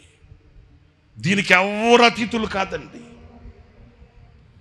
పరిశుద్ధ గ్రంథంలో మీరు చూడండి, ప్రతి భక్తునికి ఒక మబ్బు దినం ఉందండి. ప్రతి భక్తుడిని కమ్ముకొనిన చీకటి కెరటాలు, చీకటి అనుభవాలు పరిశుద్ధ గ్రంథంలో మనం చూస్తాము. దీనికి ఎవరు కూడా అతిథులు కాదు. ప్రతి పరిశుద్ధునికి, ప్రతి భక్తునికి ఒక మబ్బు దినం, ఎదురైన ఘట్టం పరిశుద్ధ గ్రంథంలో మనం చూస్తామండి. ఆకాశంలో నుంచి అగ్నిని దింపిన దైవజనుడైన ఏలియా జీవితంలో ఒక మబ్బు దినం. విశ్వాస వీరుడై ఎక్కడికి వెళ్ళవలనో కూడా తెలియక ప్రయాణాన్ని కొనసాగించిన విశ్వాస వీరుడైన అబ్రహాం జీవితంలో ఒక మబ్బు దినం. బ్రతుకు మీద విరక్తి చెంది చావడమే మేలనుకొని ప్రార్థించి నిద్రపోయిన చీకటి గడియలు దైవజనుడు ఏలియా జీవితంలో మనం చూస్తాం. వెనుకకు వెళ్ళలేక, ముందుకి సాగి వెళ్ళలేక తిరిగి మరల వెనక్కి వెళ్ళి, అరే బాబు, శారమ్మని ఇదిగో ఈ అభిమేలెకుని ఇతను దొంగిలించి తీసుకుని వెళ్ళిపోయాడు, నా కుటుంబం పటాపంచలు అయిపోయింది, నా కుటుంబం కుక్క చింపిన ఇస్తర్లా అయిపోయింది, దయచేసి మీరు ఎవరైనా హెల్ప్ రాగలరా, ఎవరైనా సహాయం చేయగలరా అని వెనుకకు వెళ్ళి తన వాళ్ళతో చెప్పుకోలేక, అలాగని కాలం కాటేసింది, కళ్ళు మూసుకుని వెళ్ళిపోదాం అని దాటి వెళ్ళలేక అల్లాడిపోయి ఒంటరిగా మిగిలిపోయి కన్నీళ్లు కార్చిన మబ్బు దినం అబ్రహాం జీవితంలో మనం చూస్తామండి. పిల్లలారా, జాగ్రత్తగా వినండి నేను చెప్పే మాటల్ని. ఈ చీకటి అలుముకొనిన ఈ మబ్బు దినమందు మన విశ్వాస వీరులు పరిశుద్ధులైన వాళ్ళ జీవితాల్లో మనం చూస్తే వాళ్ళు అలాగే ఆ నిరీక్షణను కోల్పోయి, దేవునికి దూరమైపోయి, దేవుని యొక్క పవిత్రతను విడిచిపెట్టి సరళత నుంచి వాళ్ళు వైదొలిగిపోలేదు. కానీ మనం నేర్చుకోవాల్సిన పాట ఒకటి ఉంది, చెప్తాను వినండి. ఆ మబ్బు దినమందు ఏం చేశారు? ఆ కారు చీకటి కమ్ముకుని నాడు, ఆ కారు చీకట్లో కూర్చొని కుమిలిన నాడు, ఎందరో ఉన్నప్పటికీ ఎవ్వరూ లేని నిశీదిలో ఒంటరిగా ఇంటి మీద ఒంటిగా ఉన్న పిచ్చుక వలె కూలబడిన నాడు, ఆదరించేవాళ్ళు ఆమడ దూరాన నిలబడితే శత్రువులు విరుచుకుపడుతుంటే ఈ కెరటాల సంవడికి అల్లల్లాడిపోతూ తల్లడిల్లిపోతూ గుండె గుప్పిట్లో పెట్టుకొని ఆ నిశీదిలో కూర్చొని ఆ మబ్బు దినమందు, ప్రియ సహోదరులారా, సందర్భానుసారంగా నేను ఈ మాటలు చెప్తున్నాను. ఒకనాడు ఇదే ఊరిలో, ఇదే గ్రామములో, ఇదే ప్రజల మధ్య పిడికెడు గింజల కొరకు, పిడికెడు బియ్యం కొరకు గోనె సంచి చేత పట్టుకొని,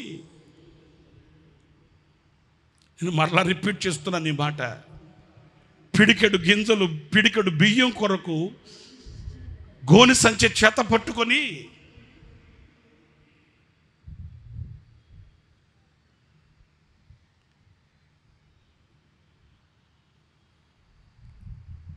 ఆశతో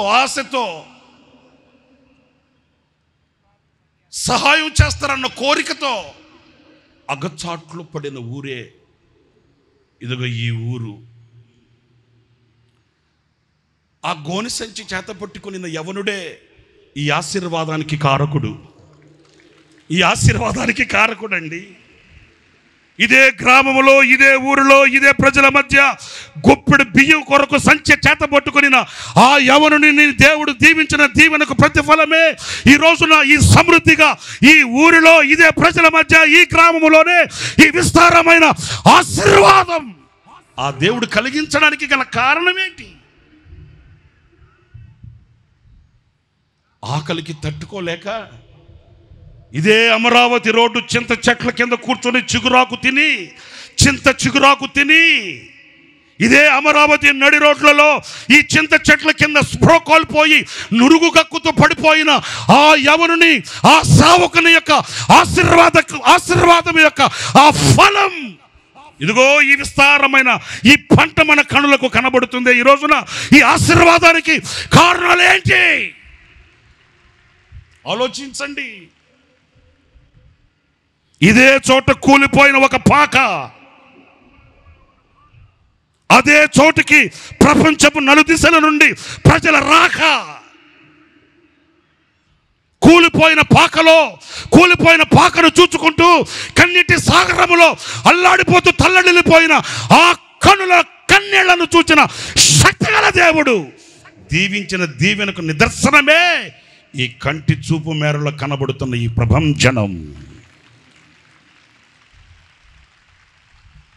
ఇదే చోట కన్నీటి కడలిలో వినబడిన ఆ ఒకని స్వరం, ఇదే చోట కన్నీటి కడలిలో వినబడిన ఒకరి స్వరం ఈనాడు లక్షల మంది స్వరాలుగా మారు మ్రోగుతున్న విశ్వాస వీరుడు సంచరించిన దయాక్షేత్రం.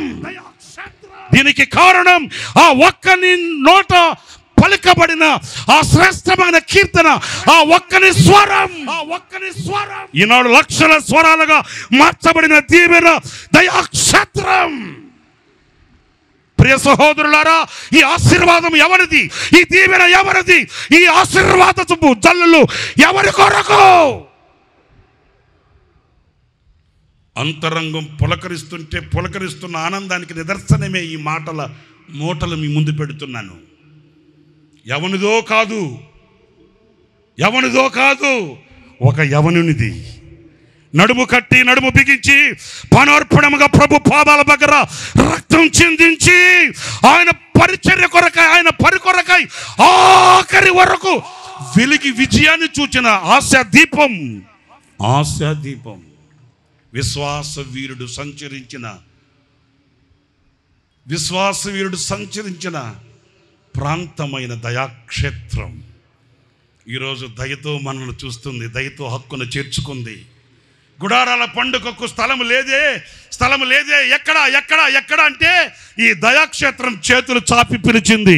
నేనున్నాను ఇక్కడ, మిమ్మల్ని ఆదరించగలిగిన, మిమ్మల్ని పోషించగలిగిన, మిమ్మల్ని ఉద్ధరించగలిగిన, మీకు ఆశ్రయం ఇవ్వగలిగిన ఒక క్షేత్రం. నా ప్రియ సహోదరులారా, ఆనాడు ఎవరు లేరు, ఆనాడు ఒక్కడు లేడు, ఆనాడు ఏమి కానరాని ఆ నిశీదిలో ఆ చీకటి కమ్మిన నాడు, చీకటి కమ్ముకొనిన వేళ మేఘం కమ్ముకుంది.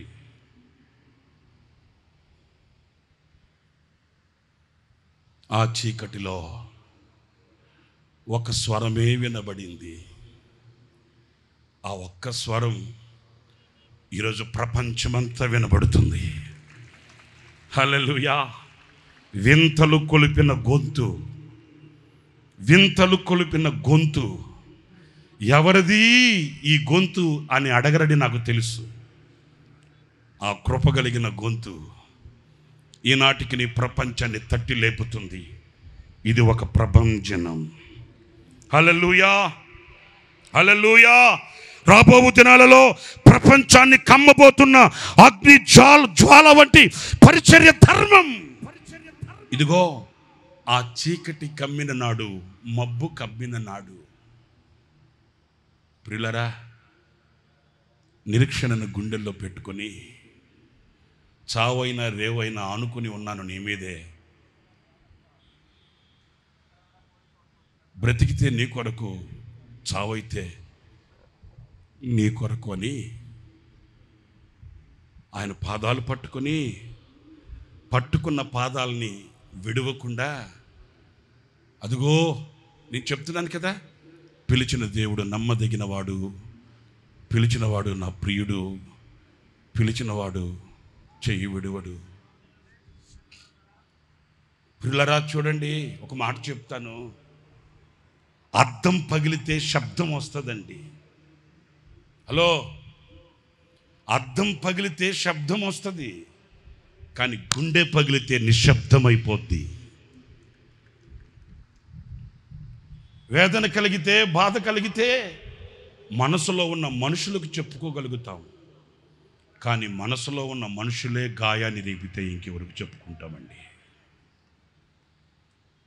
వింటున్నారా నేను చెప్పే మాట? వేదన కలిగితే, బాధ కలిగితే మనసులో కొందరు ఉంటారండి, వాళ్ళతో చెప్పుకుంటామండి. మరి ఆ మనసులో ఉన్న మనుషులే గాయపరిస్తే ఇంకెవరితో చెప్పుకుంటామేంటి? నీకు ఎట్లా తెలుసండి ఇంత ఖచ్చితంగా చెప్తున్నారు అంటారేమో. నమ్ముకున్న వాళ్ళు అమ్ముకుంటే వదకు తేబడిన గొర్రెపిల్లలా వెళ్ళిన యోసేపు చరిత్ర మనకు చెప్పట్లేదా? యోసేపు చరిత్ర మనతో చెప్పట్లేదా? అది మబ్బు దినం, ఎవ్వరు కానరాని నిసీది. అందుకే ఈ సంవత్సరం కొత్తగా ఈ పాటలో కూడా ఆ మాటలు మీరు చూస్తారండి. దేహానికి గాయమైతే కుదుట పడుతుంది, ఎవరో సహాయం చేస్తారు, మేలు కలుగుతుంది. మరి గుండెకే గాయమైతే గుండె గాయాన్ని చూడగలిగిన వాడు ఎవడున్నాడండి?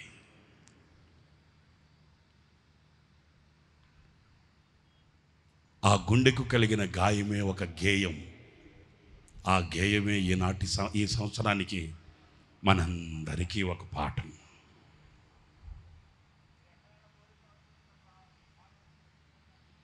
నేల కొరిగిపోయిన జీవితాన్ని లేవనెత్తే శ్రద్ధ ఎవడుకుందండి?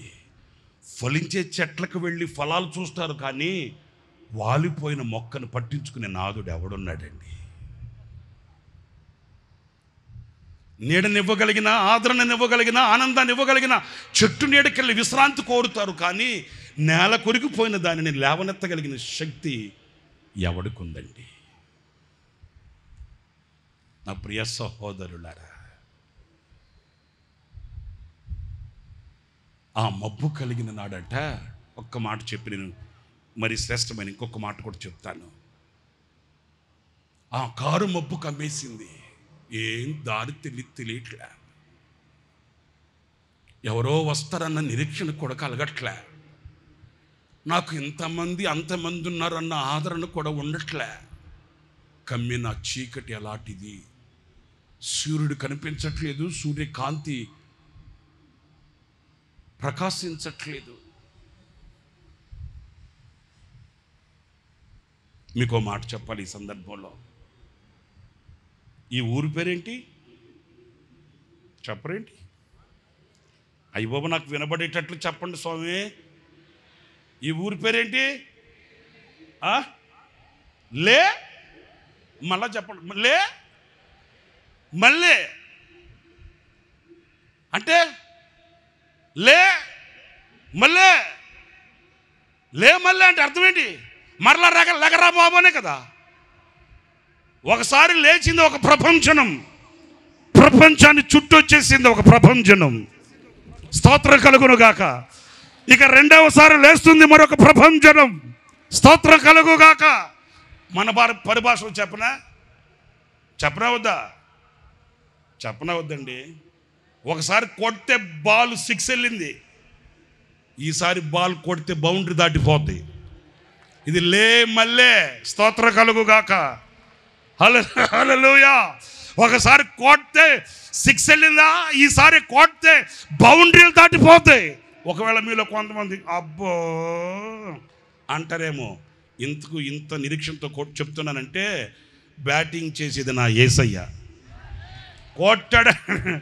ఒకవేళ నేను బ్యాటింగ్ చేస్తే ఎట్లుంటుందో నాకు తెలియదు, కానీ బ్యాటింగ్ చేసేది నేను కాదు. కొడితే ఈసారి అట్లా ఇట్లా ఉండదు.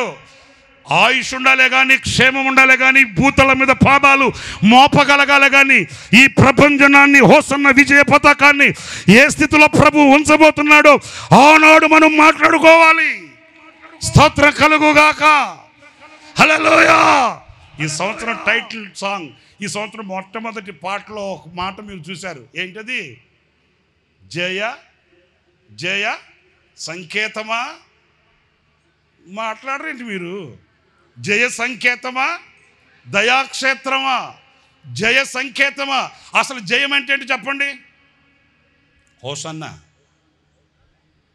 మరి అదే మీరు ఊరికి పాడుకోవడం, జయ సంకేతమా అని పాడుకోవడం కాదు. ఓ జయ సంకేతమా, హోసన్నా, దయాక్షేత్రమా. ఈ రోజున స్థాపించబడినది ఏనాడు కూడా ఒరిగేది కాదు, తరిగేది కాదు, నిలిచిపోయేది కాదు. రాబోయే రోజులలో మన కళ్ళతో మనం చూడబోతున్నాం ఆ శక్తిగల కార్యాన్ని. ఇది నిరీక్షణ, విశ్వాసం, ప్రభుతో జీవించే జీవిత అనుబంధం. ఇదిగో ఇలాంటి గంపడ ఆశలు గుండెల్లో పెట్టుకొని ఆ నిశీదిలో ఆ చీకట్లో కూర్చొని ఉంటే, వినండి, మన ఆత్మీయ తండ్రి దేవజన్ లేసన్ గారు చెప్పేవాళ్ళు ఏమంటే, ఇంత సమస్త వర్ధిల్లుతుందని, ఇంత గొప్పదైపోద్దని నేను కళ్ళ కూడా తలంచలేదురా అనేవాడు. నిజమే, ఆయనకి తెలిసింది ఒక్కటే, ఆ వెలుగు పడనివ్వకుండా, ఆ సూర్యకాంతి రానివ్వకుండా ఈ మబ్బు, ఈ మేఘాలన్నీ కమ్ముకుపోతే దేవుడంట ఏం చేశాడో తెలుసండి? చదవండి ఆ మాటను ఒకసారి.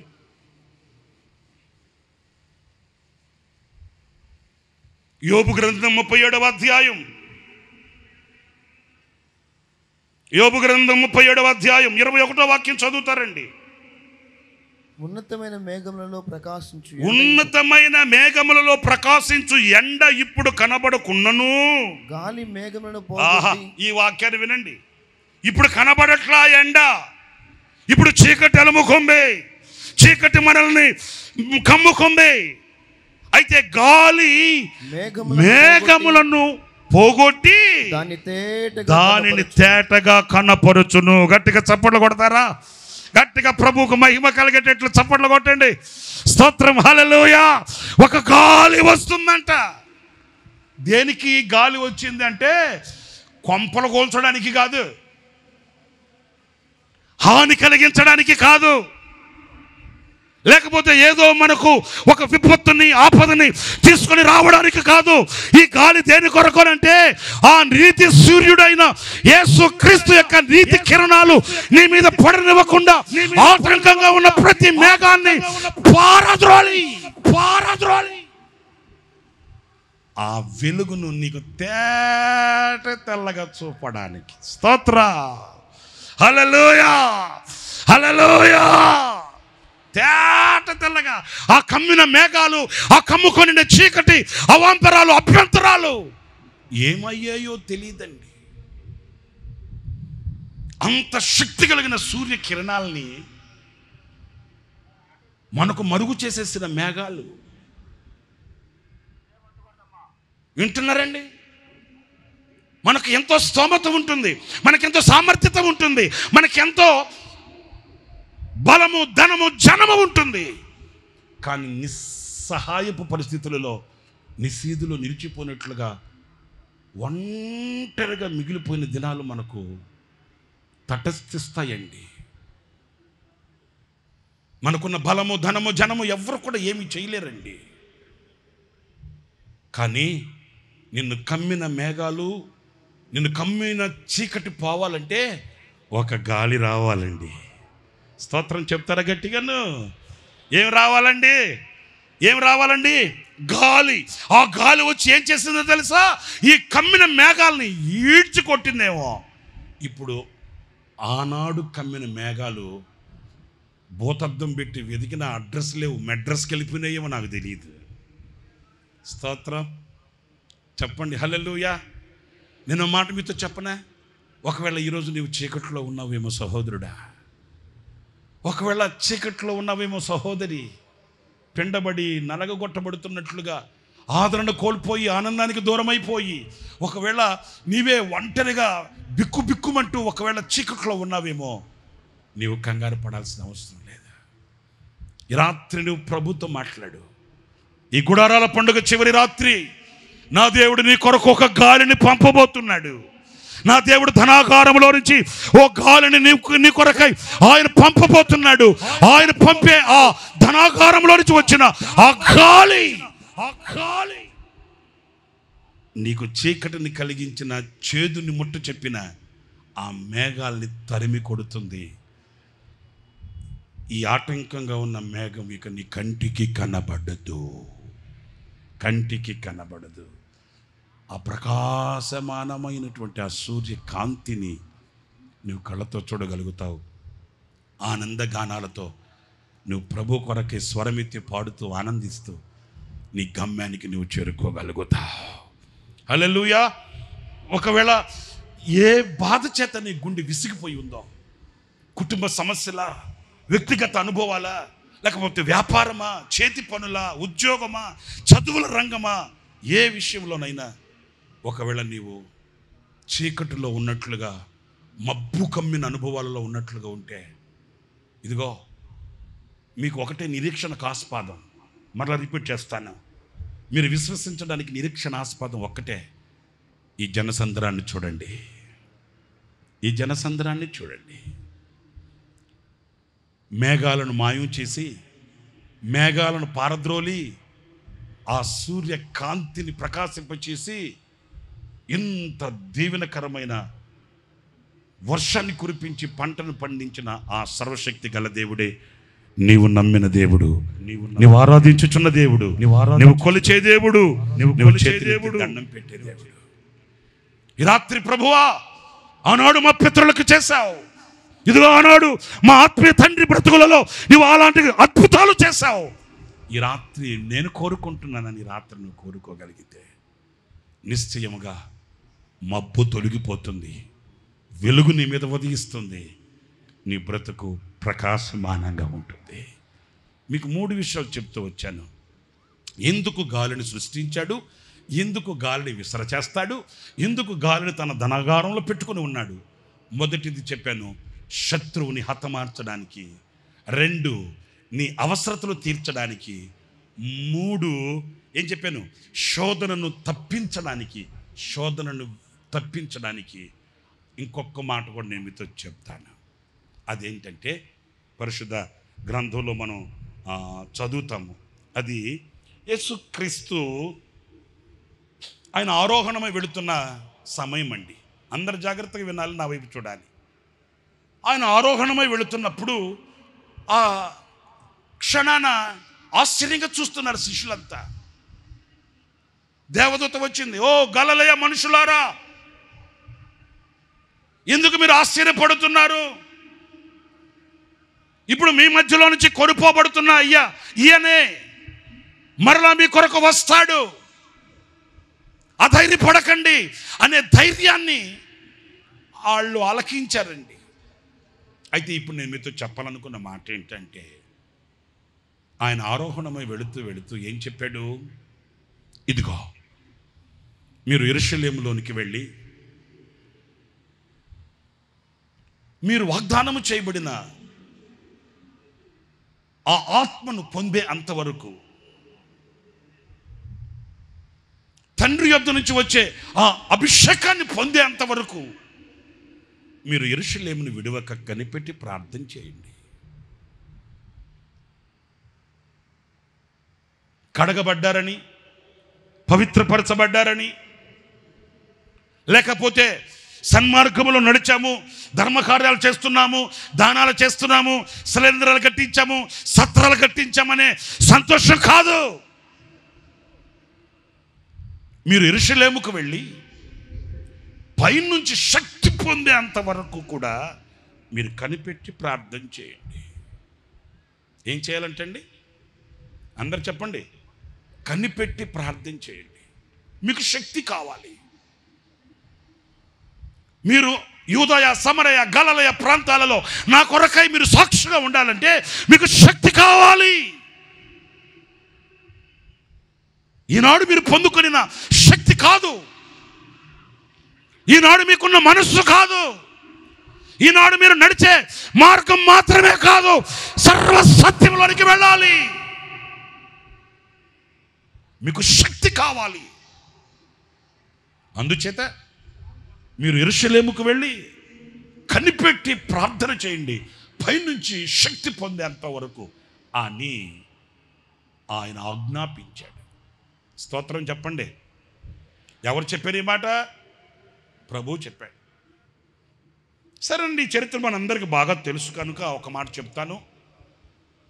ఆ పిదప వారంతా వెళ్ళి పెంతెకోస్తు పండుగ నాడు అందరూ కూడా ఒక మేడగదిలో లేక ఒక చోట అందరు కూడుకొని ఉన్నారంట. ఈ చరిత్ర మీకు బాగా తెలుసు. కాకపోతే సందర్భానుసారంగా నేను మీతో చెప్తున్నాను. వాళ్ళంతా ఒక చోట కూడుకొని ఉన్నప్పుడు వాళ్ళు ఏం ఆలోచించి ఉంటారు? ఎక్కడ సభలు పెడదామా, కన్వెన్షన్స్ పెడదామా, క్రూసైడ్స్ పెడదామా, మరి కన్వెన్షన్స్ పెడితే భోజనాలు పెడదామా, రొట్టెలు పంచుదామా? ఇవి కాదు వాళ్ళ ఆలోచన. మరి ఇక్కడికి మీరు వచ్చి ఇప్పుడు మీరు ఏం ఆలోచిస్తున్నారో నాకు తెలియదు, కానీ ఇప్పుడు ఇంతమంది ఇక్కడ కూడి ఉంటే ఇన్ని మనస్తత్వాలు ఉన్నట్టే కదా. ఎవడి మనసులో ఏముందో నాకేం తెలుసేంటి? కానీ ఆనాడు ఆ గదిలో కూర్చొని ఉన్న వాళ్ళ మనసంతా ఒకటే. ఈ ఐక్యతే కావాలండి మనకి ఈ రోజున. స్తోత్ర కలుగుగాక. ఈ సఖ్యతే కావాలి, ఈ సమాధానమే కావాలి, ఆ ధ్యాస, ఆ కాన్సన్ట్రేషన్, ఆ ఏకాగ్రత కావాలండి. వాళ్ళంతా ఒక చోట కూడి వాళ్ళ ధ్యాస అంతా ఏంటంటే పైనుంచి శక్తి మేము పొందాలి, పైనుంచి మేము శక్తి పొందాలి, వాగ్దానము చేయబడిన ఆ ఆత్మ అభిషేకాన్ని మేము పొందుకోవాలి అని వాళ్ళ మనసులన్నీ ఏకం చేయబడ్డాయంట. ఈరోజు మనకున్న పెద్ద ఆటంకం ఏంటంటే మనసు కలవదే. ఏం కలవదో మీరు మాట్లాడరని నాకు తెలుసండి. మనసు కలవదే.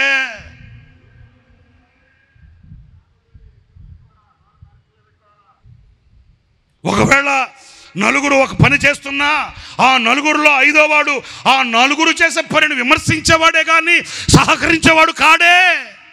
ఈ రోజున యూట్యూబ్ తెరచి చూడండి, ఫేస్బుక్ తెరచి చూడండి, సోషల్ మీడియా తెరచి చూడండి, ఎటు వెళ్ళినా ఎటు చూసినా ఈ వైరుధ్యాలు, ఈ విమర్శలే కానీ కలవరే, ఐక్యం అవరే, ఒక తాటి మీదకి రారే. కుటుంబపు వ్యవస్థలో ఈ రోజున ఈ ఐక్యత పనిచేయట్లేదే. భార్యాభర్తలు ఇద్దరు మనసులు కలవే. ఇద్దరు భార్యాభర్త, ఇద్దరు పిల్లలు, నలుగురు మనసులు కలవవే. నా ప్రియమైన సహోదరులారా, క్రీస్తు కలిగిన దేశముగా మన దేశం మారాలంటే క్రైస్తవులు ఏకం కావాలి, క్రైస్తవుని మనస్సు ఒకటవ్వాలి, క్రైస్తవుడితో సహకరించాలి, క్రీస్తు మనస్సుని లోకానికి చూపగలగాలి. ఆనాడే క్రీస్తు కలిగిన దేశాన్ని చూడగలుగుతాం.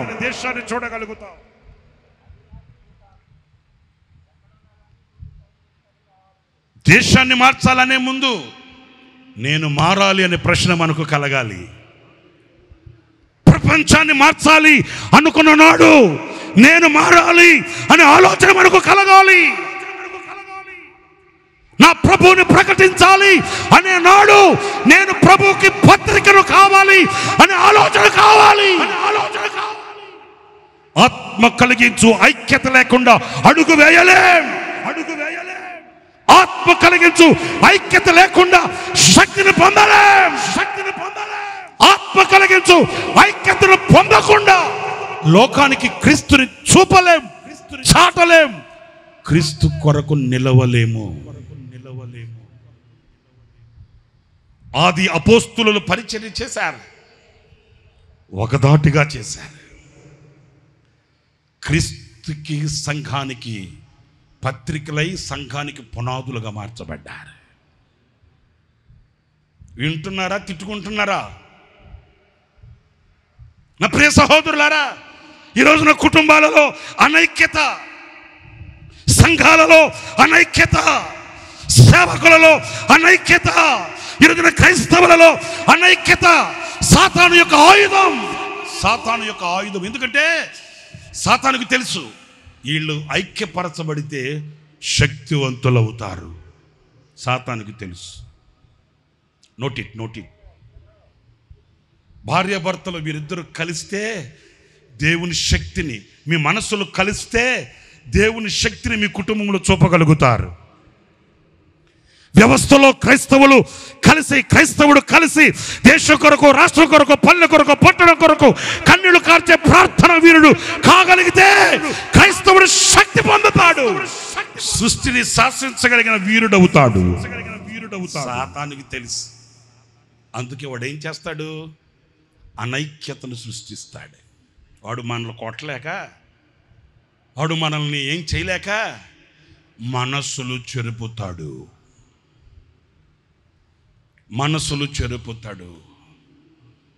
మనస్సుని కట్టండి, ఐక్యంగా నిలవండి.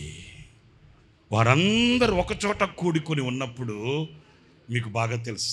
అపోస్తుల కార్యాల గ్రంథం 2వ అధ్యాయం, అపోస్తుల కార్యాల గ్రంథం 2వ అధ్యాయం మొదటి వాక్యం దగ్గర నుంచి చదువుతారండి. పెంతెకోస్తు పండుగ దినము వచ్చినప్పుడు అందరూ ఒక చోట కూడి ఉండిరి. అప్పుడు వేగముగా వీచు బలమైన గాలి. గట్టిగా చప్పట్లు కొట్టండి, గట్టిగా అందరూ ఏక మనసుతో చప్పట్లు కొట్టండి, ఏక భావనతో ఏక హృదయంతో చప్పట్లు కొడుతూ ప్రభుని స్తుతించండి. వారందరూ ఒక చోట కూడి ఉండగా వారందరి మీద ఒక గాలి, ఏ గాలి? శక్తినిచ్చే గాలి. ఏ గాలి? వాక్కునిచ్చే గాలి. ఏ గాలి? బూది గంతముల వరకు వారిని సాక్షిగా నిలపగలిగిన శక్తిని ప్రసాదించే ఓ గాలి. నిశ్చయముగా ఈ రాత్రి కూడి ఉన్న మీ అందరి మీద గాలి వీచునుగాక. అగ్ని కణముల వంటి శక్తి కలిగిన అభిషేకం మీ మీదకి దిగవచ్చునుగాక. నాలుకలు విభాగించబడినట్లు ఆనాడు ఆది అపోస్తుల దినములలో కుమ్మరించబడిన పరిశుద్ధాత్మ శక్తి ఈ రాత్రి మిమ్మల్ని ఆవరించునుగాక. శక్తి కలిగిన దేవుని గాలి మీ మీద విసురునుగాక. వారికి వాక్ శక్తి. ఒకరిని ఒకరు విమర్శించుకునే శక్తి కాదు, ఒకడిని ఒకడు కృంగ తీసుకునే శక్తి కాదు, ఒకడిని ఒకడు చంపుకునే శక్తి కాదు, ఒకరికి ఒకడు దూరం అయిపోయే శక్తి కాదు. వాక్ శక్తి. అయ్య బాబోయ్, నాకు బాగా నచ్చిన మాట ఏంటంటే అందరు కూడి ఉన్నారు, వారందరి మీద ఏ ఒక్కరు తప్పిపోలేదండి. ఎందుకని? వారందరి మనసు ఒకటిగా ఉందండి. వింటున్నారా నేను చెప్పే మాట? అమ్మగారు అవునంటే అయ్యగారు కాదంటాడు, అయ్యగారు అవునంటే అమ్మగారు కాదు అంటది. ఆ కౌంటర్ రెడీగా ఉంటుంది, ఎతకాల్సిన అవసరం లేదు. వింటున్నారండి? భర్త ఇంట్లోకి వచ్చి భార్యతో ఏదో ముద్దుగా సరదాగా మాట్లాడుకుంటుంటారు కదండి. ఊరికే జోక్ చేద్దామని భర్త భార్యని అన్నానట, హలో ఇదో అక్కడ ఎలికెళ్తుంది చూడు, ఎలికెళ్తుంది చూడు అన్నాడంట. వెనక్కి తిరిగి అనిందంట, అటు కాదులే అటు వెళ్తుంది అనిందంట. అసలు అతను చెప్పిందే ఒక అబద్ధం అంటే కౌంటర్ ఇవ్వడం రెడీగా ఉంటుంది ఆ అమ్మ.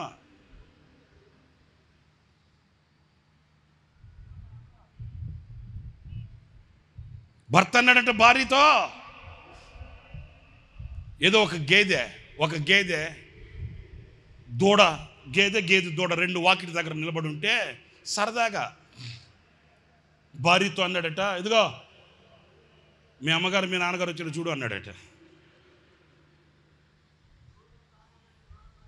వెంటనే అనిందంట, అత్తమ్మ మామయ్య ఎప్పుడు వచ్చారు మీరు అనిందంట. పడింది మనోడికి కౌంటర్. ఫర్ ఎగ్జాంపుల్ చెప్తున్నానండి. అలా కాదు. మీరు శక్తివంతులు కావాలి, మీ కుటుంబం శక్తి కలిగిన కుటుంబం కావాలి, మీ సంఘం మీ సంఘం శక్తి కలిగిన సంఘం కావాలి, నీవు ఒక శక్తి కలిగిన క్రైస్తవుడు కావాలంటే మనస్సు ఏకం కావాలి, శక్తి పొందుకోవాలి. ఆ శక్తిని ఇవ్వడానికి బలమైన గాలి ఆ గదిలోకి వచ్చి కమ్ముకుందంట. ఇంకా వాళ్ళందరూ శక్తి పొందుకుంటే ఇక చూడండి బాబా, వింత కలిగింది, ప్రజలకు వింత కలిగింది. వాళ్ళంతా కూడి వచ్చి ఏమంటున్నారు తెలుసా? అయ్య బాబోయ్, ఇంకా జామైన కాలేదు, వీళ్ళు ఏమొత్తు తాగారు అంటే వాళ్ళకి ఆశ్చర్యాన్ని కలిగించే ఒక శక్తి.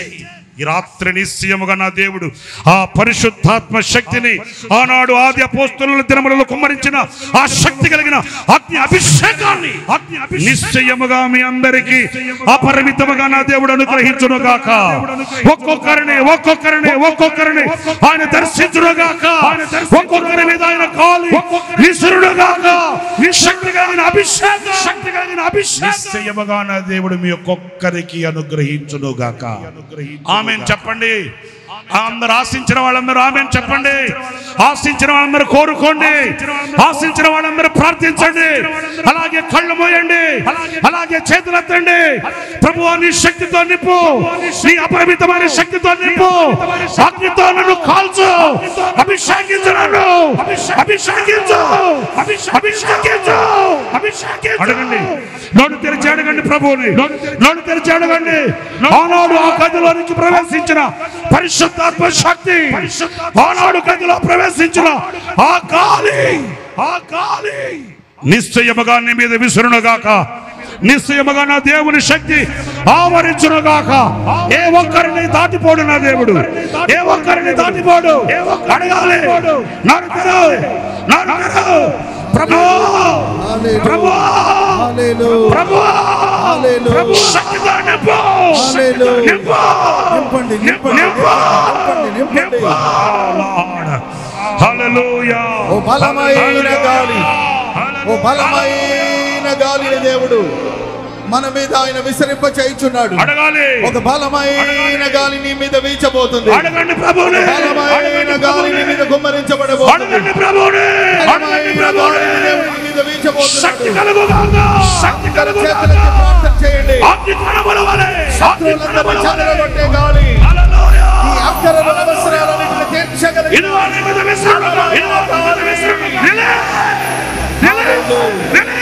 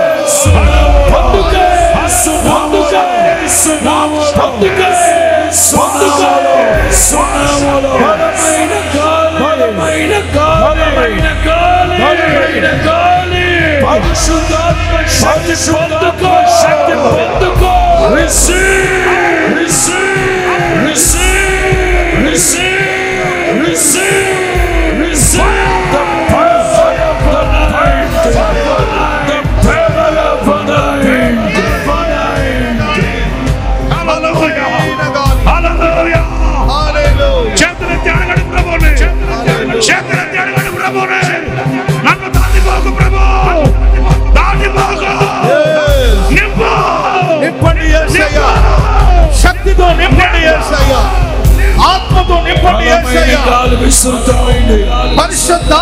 పరిశుద్ధాత్ముడు గాలి విసురు చేస్తున్నాడు ఒక్కొక్కరి మీద. ఒక్కొక్కరు పరిశుద్ధాత్మ తాకిడి, పరిశుద్ధాత్ముడు తాకుతూ ఉన్నారు ఒక్కొక్కరిని. పరిశుద్ధాత్మ తాకిడి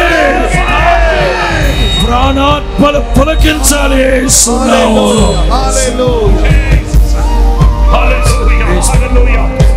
మనసును ఐక్యపరచు,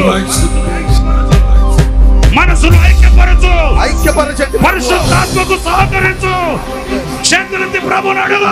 యేసయ్యా, యేసయ్యా, యేసయ్యా, యేసయ్యా. యేసయ్యా. నింపు, ఆత్మతో నింపండి, నింపు, ఆత్మతో నింపండి. వాగ్దానము చేయబడిన ఆత్మతో నింపు. పరిశుద్ధాత్మ శక్తితో నింపండి. నీ శక్తి నాకు కావాలి, నీ శక్తి మాకు కావాలయ్యా. నీ శక్తి నాకు కావాలి, నీ ఆత్మ మాకు కావాలి. హల్లెలూయా. శక్తితో నింపండి యేసయ్యా, శక్తితో నింపండి యేసయ్యా. అదిగో ఒక బలమైన గాలి మేడ గదిలోనికి దిగి వచ్చిన దేవుని శక్తి. ఈ సభల ఆఖరి రాత్రి, ఈ గుడారాల పండుగ ఆఖరి రాత్రి, ఒక బలమైన గాలి వీస్తూ ఉన్న సమయం.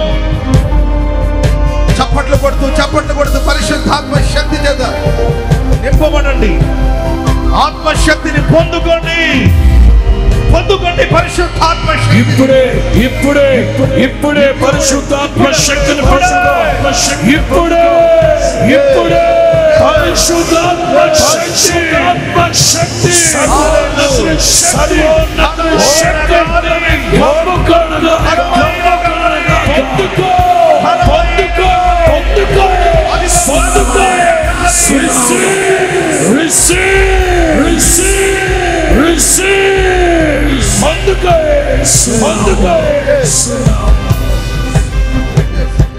పరిశుద్ధాత్ముడు మన మధ్యలో సంచరిస్తూ ఉన్నాడు. పరిశుద్ధాత్మ దేవుడు మన మధ్యలో సంచరిస్తున్నాడు. శక్తిని పొందుకునే సమయం, పరిశుద్ధాత్మ శక్తిని పొందుకునే సమయం. పొందుకోండి పరిశుద్ధాత్మ శక్తిని, పరిశుద్ధాత్మ శక్తిని పొందుకోండి, శక్తిని పొందుకోండి, పరిశుద్ధాత్మ శక్తిని, పరిశుద్ధాత్మ శక్తిని పొందుకోండి. నింపుము యేసయ్యా, అడగండి. నింపుము యేసయ్యా, నింపండి యేసయ్యా, నింపండి యేసయ్యా, నింపండి యేసయ్యా. ఈ గాలి నన్ను తాకాలి, గాలి నన్ను తాకి, బలమైన తాకి, గాలి నన్ను తాకాలి, గాలి నన్ను తాకాలి ప్రభు.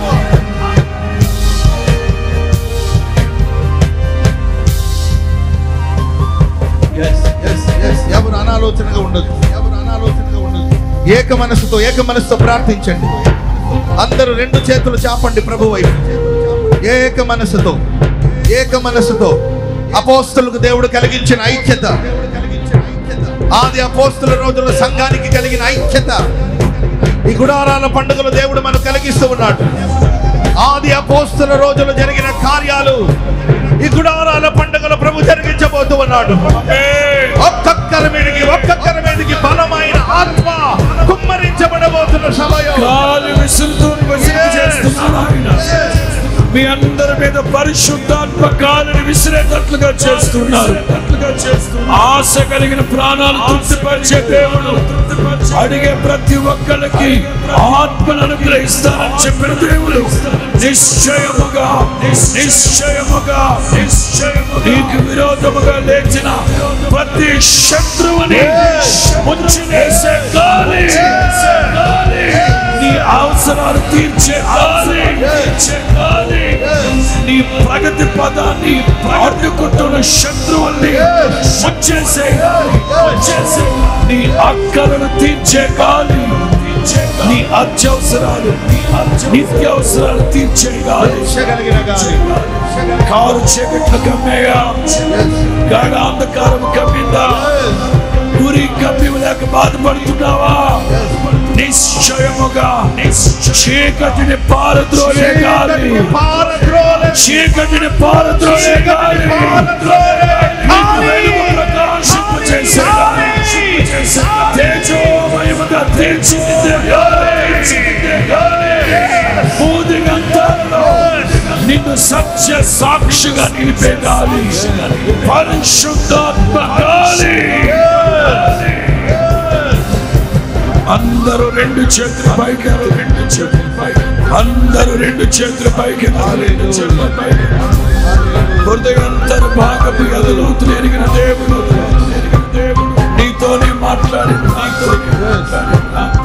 నీవు ప్రగతి పదములో వెళ్ళకుండా, దైవాశీర్వాదాలు పొందుకోకుండా, వాగ్దాన దేశానికి వెళ్ళకుండా నిన్ను అడ్డుకుంటున్న శత్రువులు, నిన్ను వెనక్కి లాగుతున్న శత్రువులు గాలి విసర చేస్తాడు. ఆయన శత్రువుల్ని అణచివేస్తాడు.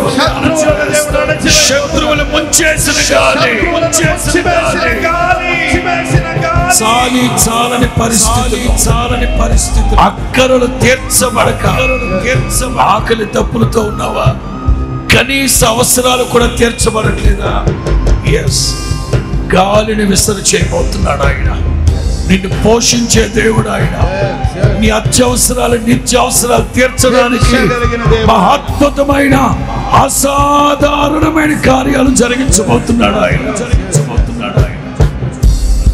మబ్బు దినం, గాఢాంధకారము కమ్ముకుందా,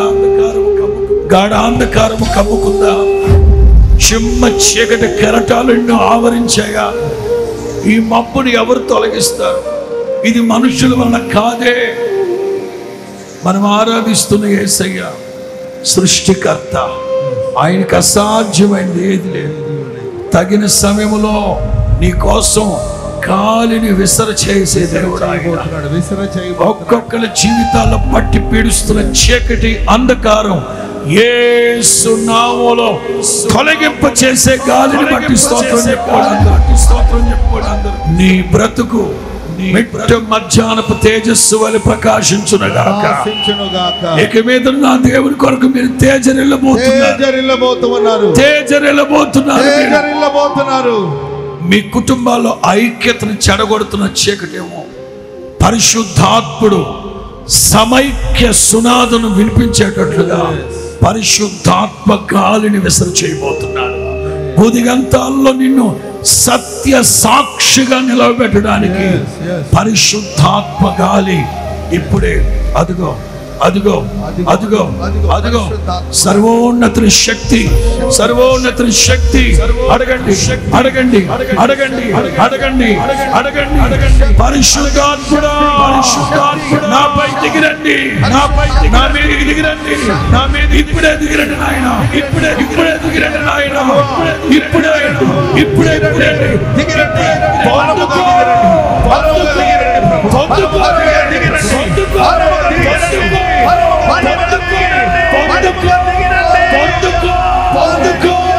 పొందుకో. హల్లెలూయా, హల్లెలూయా, హల్లెలూయా.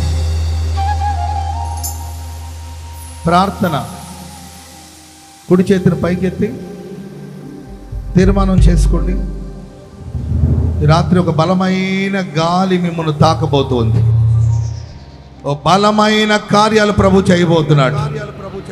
ఆ గాలి మీ శత్రుల్ని అణిచివేయబోతుంది. ఆ గాలి మీ అక్కర్లు తీర్చబోతుంది. ఆ గాలి మీ జీవితంలో మబ్బును తొలగించబోతుంది. ఆ గాలి బలమైన శక్తితో నింపబోతుంది. ప్రేమ స్వరూపి, దయా వాత్సల్యత గల దేవా, మీ పరిశుద్ధ పుణ్యనామాన్ని బట్టి మీకు వందనాలు, స్తోత్రాలు చెల్లిస్తున్నాను. మీ సేవకుని మీరు నిలిపి ఈ రాత్రి మీరు మాట్లాడిన మీ మాటలన్నిటిని బట్టి మీకు వందనాలు స్వామి. ఈ ప్రశస్త రాత్రి నీ బలమైన గాలి ఒక్కొక్కరిని తాకడానికి మీరు సహాయం చేసినందుకై స్తోత్రం. మీ బలమైన గాలి ఒక్కొక్కరిని దర్శించినందుకై స్తోత్రం తండ్రి. ఆనాడు మా పితరులు పాలు తేళ్లు ప్రవహించే దేశానికి వెళుతుండగా వారిని అడ్డగించిన శత్రువు, వారిని వెంటాడిన శత్రుక్రియలన్నిటినీ బలమైన గాలి ద్వారా సముద్రములో అణిచివేసిన దేవుడు స్వామి. ఈ ప్రశస్త రాత్రి ఇక్కడ కూడి వచ్చిన నీ ప్రజల జీవితంలో శత్రు ఏ రూపంలో ఉన్నా, శత్రు వెంటాడుతూ ఉన్నా, శత్రుక్రియలన్నీ యేసు నామములో లయమైపోవునుగాక, లయమైపోవునుగాక, లయమైపోవునుగాక, లయమైపోవునుగాక. శత్రుక్రియలని లయమైపోవునుగాక, లయమైపోవునుగాక. దయగల ప్రభువా, ఇశ్రాయేలు ప్రజలు మాంసాహారాన్ని కోరినప్పుడు మోషే నీ వైపు కన్నులెత్తి చూచినప్పుడు మోషే నాకు అసాధ్యమైనది ఏమైనా ఉన్నదాని సెలవిచ్చి ఓ బలమైన గాలిని రప్పించగా దేవా వారి ప్రతి అక్కర్లు అవసరాలు తీర్చిన దేవుడు స్వామి. ఈ గుడారాల పండుగ ఒక ఆఖరి రాత్రి ఎన్నో అవసరాలతో అక్కర్లతో ఇక్కడ కూడి వచ్చిన ప్రతి వారి మీద ఈ రాత్రి ఒక బలమైన గాలిని మీరు విసర చేయబోతున్నందుకే స్తోత్రం, చేయబోతున్నందుకే స్తోత్రం. ఒక్కొక్కరి అక్కరలు తీర్చబడును గాక, తీర్చబడును గాక. ఒక్కొక్కరి అవసరాలు తీర్చబడును గాక, తీర్చబడును గాక. ప్రతి అవసరాలు మీ మహిమైశ్వర్యములో తీర్చబడును గాక, ఐశ్వర్యములో తీర్చబడును గాక. కృప చూపించి ఆశీర్వదించమని వేడుకుంటున్నాం స్వామి. విశ్వాస యాత్రలో పలు విధమైన మేఘాలు, నీతి సూర్యుడైన ప్రభు మీ కిరణాలు, మీ కృపా కిరణాలు మా మీద పడకుండా అడ్డగిస్తూ ఆటంకాన్ని కలిగిస్తున్న ప్రతి మేఘాల్ని తండ్రి తొలగించిన బలమైన గాలి ఈ రాత్రి నీ ప్రజల మీద ప్రభు వీచుచున్నందుకే స్తోత్రం చెల్లిస్తున్నాం. ప్రతి చీకటిని, ప్రతి మబ్బును, ప్రతి మేఘాల్ని యేసు నామములో మీరు తొలగించినందుకే స్తోత్రం, తొలగించినందుకే స్తోత్రం. సర్వశక్తి గల దేవా, ఆది అపోస్తుల రోజులు నీ ప్రియమైన వారు ఏక మనసుతో ప్రార్థించినప్పుడు బలమైన గాలి వంటి శబ్దం వరకు వినిపించి అగ్ని నాలుకలు విభాగింపబడి వారి మీద వ్రాలగా వారు పరిశుద్ధాత్మను పొందినట్లు ఈ గుడారాల పండుగ యొక్క ఆఖరి రాత్రి ఓ బలమైన గాలి మాపై కుమ్మరిస్తున్నందుకే ఒక్కొక్కరిని ఆత్మశక్తితో నింపుచున్నందుకే స్తోత్రం తండ్రి. ఈ గుడారాల పండుగలు నీ ప్రజలు పొందిన పరిశుద్ధాత్మ శక్తి వలన భూదిగంతాల వరకు నీ ప్రజలు సాక్షిగా ఉందురుగాక. ప్రాణములో, ఆత్మలో, శరీరములో ఓ బలమైన శక్తిని దయచేయమని కోరుకుంటున్నాం స్వామి. ఇప్పటి వరకు నిలిచి నీ మాటలు అందించిన మీ సేవకులను బట్టి మీకు స్తోత్రం. దీవించి ఆశీర్వదించండి. ఘనత, మహిమ, ప్రభావాలు మీకు ఆరోపిస్తున్నాం. మీ ప్రియ సేవకుల్ని మీ బలమైన హస్తములో ఘనముగా వాడుకోమని వేడుకుంటున్నాం. తల్లి గర్భములో రూపించబడక మునిపే నీ పని కొరకు మీ సేవకుని మీరు ఏర్పరచుకున్నారు. రాబోయే కాలంలో ప్రపంచ వ్యాప్తంగా ఆశీర్వాదకరంగా మీ సేవకులు మీరు వాడుకోబోతున్నందుకే వారి నోట మీరు ఇచ్చిన శక్తి కలిగిన మాటల కొరకు స్తోత్రం. దీవించి ఆశీర్వదించండి. ఘనత, మహిమ, ప్రభావాలు మీకే ఆరోపిస్తూ ఉన్నాం. యేసు నామాన ప్రార్థన చేసి అడిగి వేడుకుంటున్నాం తండ్రి. ఆమేన్, ఆమేన్. హల్లెలూయా.